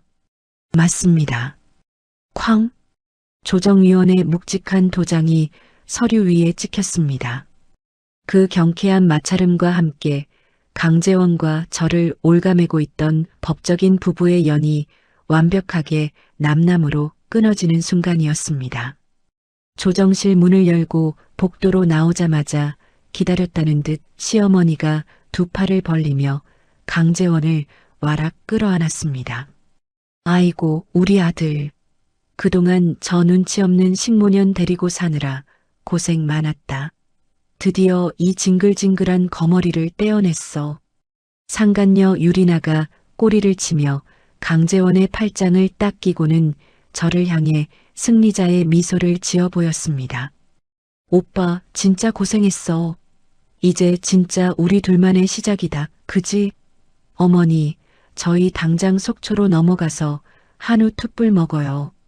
옆에 있던 시누이 강지수도 가방에서 지갑을 뒤적거리더니 5만 원짜리 지폐 한 장을 두 손가락으로 팔랑거리며 제 발밑으로 툭 던졌습니다. 언니, 아니, 이제 아줌마지? 위자료도 한 푼 못 받고 전주까지 내려가려면 고속버스표 살 돈도 없을 텐데 내가 불쌍해서 5만 원 적선해 줄게. 가다가 휴게소에서 호두과자라도 사 먹어. 그 구역질 나는 세 사람의 합창을 가만히 내려다보던 저는 바닥에 떨어진 5만 원짜리를 구둣발로 지그시 자려밟았습니다. 그리고 가방을 고쳐 매며 아주 조용하고 또렷한 목소리로 말했죠. 어머님, 다음 주 월요일 아침이 부디 즐겁게 기다려지시길 바랍니다. 시어머니가 어이없다는 듯 미간을 찌푸렸습니다. 뭐, 저게 끝까지 허세는. 야, 월요일이 뭐, 네가 무슨 수로 우리 기분을 망쳐? 우리 동해수산 곧 재원이 앞으로 다 넘어오고 우리 리난의 집안 속초 어장까지 합치면 우린 평생 떵떵거리고 살 거다. 꺼져. 저는 더 이상 대꾸하지 않고 돌아서서 코트 주머니에서 핸드폰을 꺼냈습니다. 그리고 통화 버튼을 눌렀죠. 변호사님, 방금 이혼 성립 도장 찍혔습니다. 지금 들어오시면 됩니다. 제 말이 끝나기가 무섭게 법원 복도 저 끝에서 뚜벅, 뚜벅, 뚜벅하는 무겁고 날카로운 구두 발소리가 울려 퍼졌습니다. 맞춤 정장을 차려입은 김태성 변호사가 한 손에 검은색 가죽 바인더를 들고 양옆에 체격이 건장한 보조 변호사 2명을 거느린 채 맹수처럼 걸어오고 있었습니다. 처음 보는 변호사들의 위압적인 등장에 시어머니와 강재원의 표정이 순간적으로 굳어졌습니다. 뭐야? 저 사람들은 누구야? 강재원이 더듬거리며 물었습니다. 김 변호사가 그들 앞에 딱 멈춰서더니 안경을 추어 올리며 서늘하게 입을 열었습니다. 안녕하십니까? 저는 방금 전 이혼 조정을 마친 이수아 씨의 총괄 법률 대리인 김태성 변호사입니다. 자, 이제 두 분은 법적으로 완벽한 타인이 되셨으니 지금부터 비즈니스 이야기를 좀 할까 합니다. 강재원이 인상을 팍 찌푸렸습니다. 비즈니스? 이혼 서류에 도장 다 찍고 남남됐는데 무슨 헛소리야. 당신 뭐야? 김 변호사가 바인더에서 첫 번째 서류를 꺼내 강재원의 가슴팍에 탁 거칠게 안겨주었습니다. 첫 번째 폭탄, 명도 집행. 강릉 항구 인근 소재, 귀하의 동해수산이 제1냉동창고 부지와 직원 주차장으로 임차하여 사용 중인 대형 부지에 대한 임대차 계약 갱신 거절 및 원상복구 통보서입니다. 계약 만료일은 정확히 18일 후 자정입니다. 건물주 측에서 갱신 의사가 전혀 없음을 통보했으니 해당 일자까지 창고 안에 수백 톤짜리 생선들 싹 다 빼시고 건물 허물고 원상복구하십시오. 안 그러면 당장 강제명도 집행 들어갑니다. 강재원의 얼굴이 순간 밀가루처럼 하얗게 질렸습니다. 뭐라고요? 아니 건물주가 갑자기 왜 방을 빼래? 우리가 그동안 월세를 한 번도 안 밀리고 꼬박꼬박 350만 원씩 냈는데 시어머니도 펄쩍 뛰었습니다. 거기서 방 빼면 우리 수산물들 다 길바닥에서 썩어 문드러져. 당장 그만한 창고 부지를 강릉 바닥에서 어떻게 구해? 변호사가 등기부등본을 눈앞에 펼쳐 보이며 담담하고 잔인하게 답했습니다. 건물주가 최근에 바뀌었거든요. 현재 그 땅과 냉동창고 건물의 실소유주는 방금 당신들이 위자료 한 푼 안 주고 내쫓은 전처 이수아 씨입니다. 그 순간 복도에 흐르던 정적이 얼마나 달콤했는지 모릅니다. 시어머니의 입이 떡 벌어졌고 신우이 강지수는 손에 들고 있던 명품 백을 바닥에 툭 떨어뜨렸습니다. 강재원이 사시나무 떨듯 등기부등본을 받아들었습니다. 소유주 칸에 선명하게 박힌 굵은 글씨. 이수아. 뭐야 이거 말도 안 돼 수아 니가? 쥐뿔도 없는 니가 그 수십억짜리 건물을 어떻게 사? 니가 무슨 돈이 있어서? 제가 시어머니의 경련하는 눈동자를 똑바로 쳐다보며 얼음장 같은 목소리로 대답해 주었습니다. 어머니가 매일 새벽 저한테 당뇨 도시락 싸게 하고 무급파출부 취급할 때 제가 밤마다 피 터지게 꽃 만들어서 모은 제 돈이요. 그동안 매달 제 통장에 월세 350만 원씩 꼬박꼬박 꽂아주셔서 아주 감사히 잘 썼습니다. 시어머니가 충격에 다리가 풀려 비틀거리자 김 변호사의 폭격이 쉴 틈 없이 이어졌습니다. 두 번째 폭탄, 법인카드 횡령. 두 번째, 강재원 씨. 당신이 지난 2년 동안 저기 서 있는 상간녀 유리나 씨와 모텔 뒹굴고 명품 사다 바치며 긁어댄 동해수산 법인카드 횡령 내역 1,200만 원. 그 전표 묶음은 지금 이 시각 아버님이신 강병철 회장님 책상 위로 퀵서비스를 통해 직배송되었습니다. 강재원이 헉 하고 숨을 들이켰습니다. 그걸 왜 우리 아버지한테 보내? 아버님께서 아주 극대노하셨더군요. 방금 전 로펌으로 연락이 왔습니다.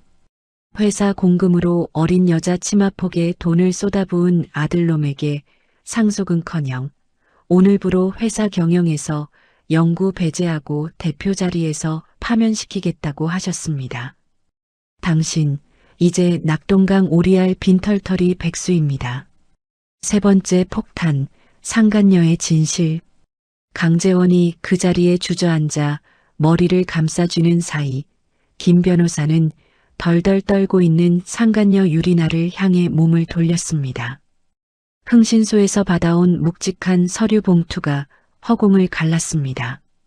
그리고 유리나 씨, 아까 당신네 집이 속초에서 배를 5척 굴리는 유지라고 하셨나요? 참 이상하네요. 제가 속초 바닥을 털어보니 그 오징어배 5척이랑 3층짜리 건어물 타오는 당신이 전 직장에서 꼬셨던 유부남 사장의 재산이던데요. 그 말이 떨어지는 순간 복도의 공기가 얼어붙었습니다. 유부남 사장이랑 모텔 들락거리다 본처한테 머리채 잡혀서 위자료 2천만 원 물어주고 해고당한 정과 여기 합의서 복사본 아주 잘 챙겨왔습니다. 이번 상간녀 소송에 아주 훌륭한 참고 자료로 제출하겠습니다. 소장 곧 갈 테니 이번엔 위자료 3천만 원 준비하시죠. 시어머니의 고개가 기계처럼 뻣뻣하게 돌아가 유리나를 향했습니다. 시어머니의 두 눈에 살기가 번뜩였습니다. 야, 너 속초 유지 딸이라며? 배가 5척이라며? 이 미친년아, 네가 남의 남편 꼬셔서 털어먹는 꽃뱀이었어. 시어머니가 짐승 같은 괴성을 지르며 달려들어 유리나의 화려한 파마머리를 덥석 움켜쥐었습니다. 야, 나요, 이 노인네야. 내 아들 인생 망친 이 썩을 년아. 내 창고 돌려놔. 법원 복도는 순식간에 시어머니와 유리나가 머리채를 잡고 뒹구는 아수라장으로 변했습니다.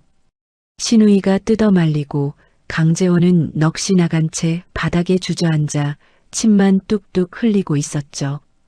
그 완벽하고도 구역질 나는 생지옥을 내려다보며 변호사가 마지막 쐐기를 박았습니다. 참고로 이수아 씨는 현재 월 매출 수천만 원의 사업체와 강릉 상가 2채를 포함해 순자산 6억 원 이상을 보유한 완벽한 자산가이십니다. 이 모든 것은 철저한 특유 재산이므로 당신들은 단 1원도 건드릴 수 없습니다. 명도 집행일 지키십시오. 안 그러면 전부 길바닥에 나앉게 될 겁니다. 그제야 사태의 심각성을 뼛속까지 깨달은 시어머니가 머리가 산발이 된 채로 바닥을 기어와 제 코트 자락을 생명줄처럼 꽉 붙잡았습니다. 수아야. 이수아. 내가 미쳤었나 보다. 내가 노망이 나서 짐승 같은 소리를 짓거렸어. 제발 그 냉동 창고 비우면 우리 아버지 평생 일군 회사 하루아침에 망해. 당장 대체할 땅도 없는데 어쩌라고. 임대 계약 제발 한 번만 연장해 주라. 내가 이렇게 무릎 꿇고 빌게. 응. 임대료 2배로 낼게. 콧물과 눈물로 범벅이 된 시어머니의 쭈글쭈글한 얼굴. 저는 저를 향해 뻗어온 그녀의 두 손을 아주 천천히 하지만 가차없이 매몰차게 뿌리쳤습니다. 어머니, 지난 5년 동안 제게 단 한 번도 미안하다, 고맙다 하신 적 없으시죠? 지금 그 사과 제가 아니라 창고 땅한테 하시는 거잖아요. 제 땅에 비린내 묻히지 마시고 당장 방 빼세요. 그리고 앞으로 모든 연락은 제 변호사를 통해서만 받겠습니다. 저는 눈부시게 빛나는 선글라스를 꺼내 썼습니다. 그리고 가벼운 캐리어를 끌며 뒤도 돌아보지 않고 법원 복도를 빠져나왔습니다.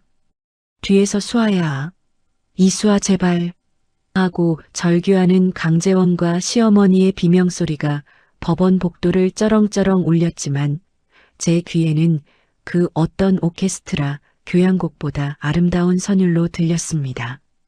법원 정문을 열고 밖으로 나오자 3월의 차가운 강릉 바닷바람이 제 뺨을 스치고 지나갔습니다. 이상했습니다. 지난 5년간 그토록 역겹고 지독하게만 느껴졌던 짠 바다 냄새가 오늘따라 왜 이리도 상쾌하고 향긋하게 느껴지던지요. 비로소 제 인생의 진정한 봄이 아주 화려하게 만개하는 순간이었습니다. 그로부터 딱 1년이라는 시간이 흘렀습니다.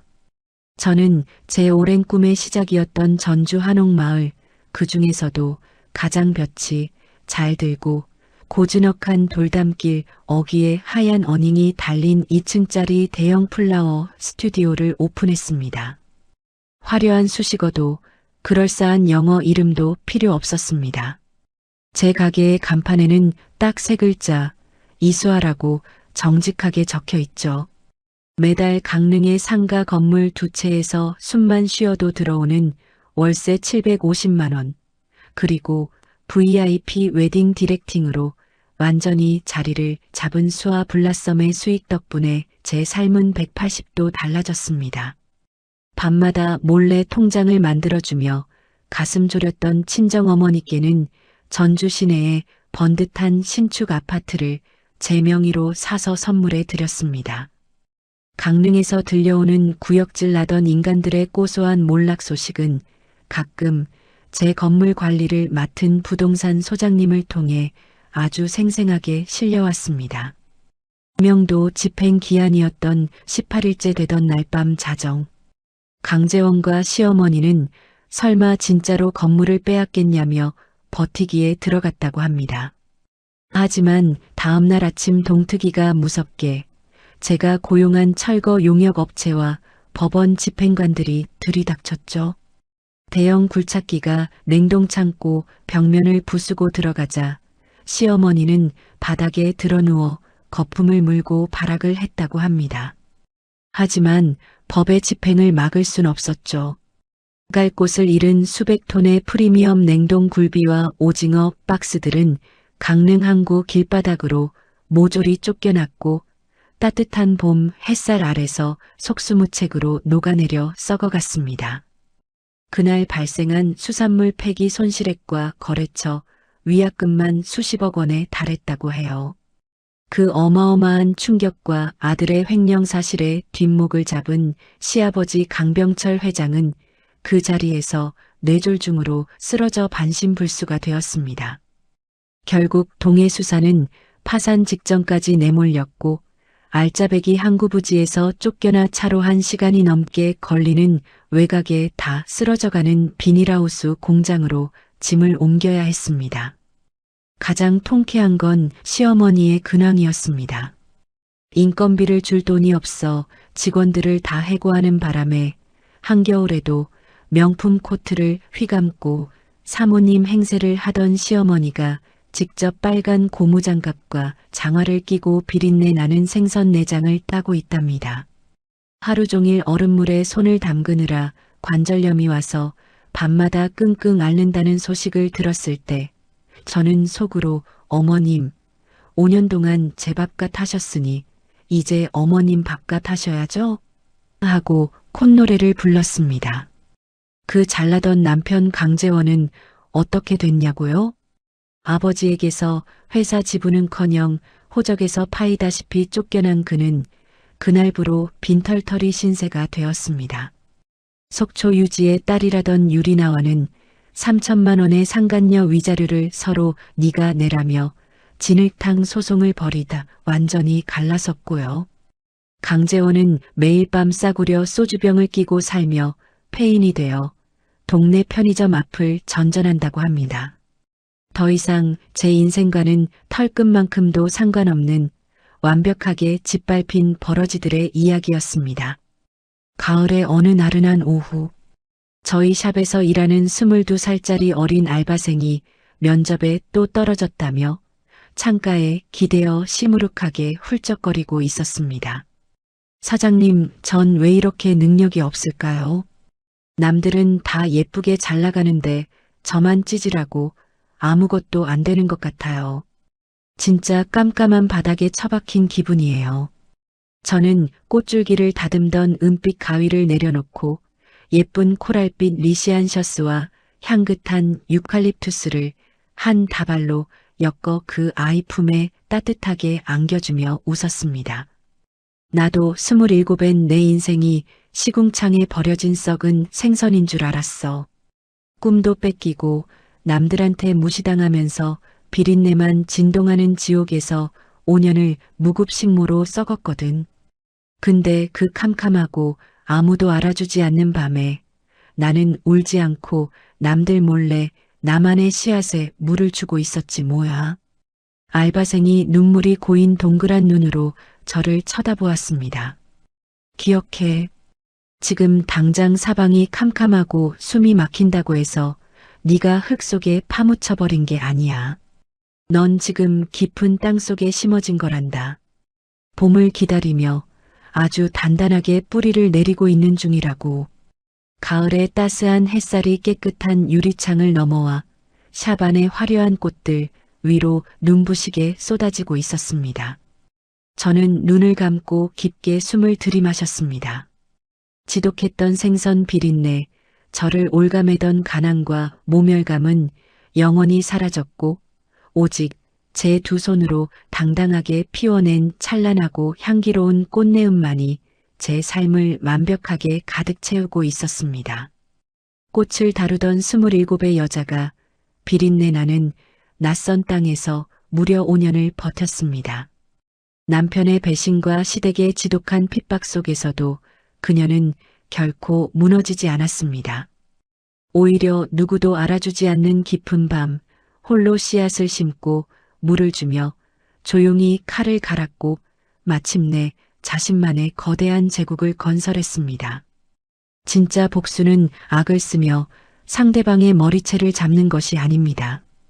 그들 없이도 내 삶이 이렇게 눈부시게 보란듯이 만개할 수 있다는 것을 완벽한 자본과 독립으로 증명해내는 것. 그것이 세상에서 가장 우아하고 잔인한 복수라는 것을 이수아 씨가 똑똑히 보여주었네요. 혹시 지금 아무도 보지 않는 어둡고 외로운 곳에서 홀로 눈물 흘리며 버티고 계신 분이 있나요? 그 고통의 시간은 절대 헛되이 사라지지 않고 여러분을 세상에서 가장 단단하게 만들어줄 무기가 될 것입니다. 당신은 파묻힌 게 아니라 심어진 것이니까요. 오늘의 사이다 사연이 여러분의 꽉 막힌 가슴을 통쾌하게 뚫어주었기를 바랍니다. 끝까지 들어주셔서 진심으로 감사합니다. 통쾌하셨다면 잊지 말고 구독과 좋아요, 그리고 응원의 댓글 한 번씩 부탁드립니다. 여러분의 따뜻한 댓글이 큰 힘이 됩니다. 다음 시간에도 더 속 시원하고 통쾌한 이야기로 찾아오겠습니다. 감사합니다.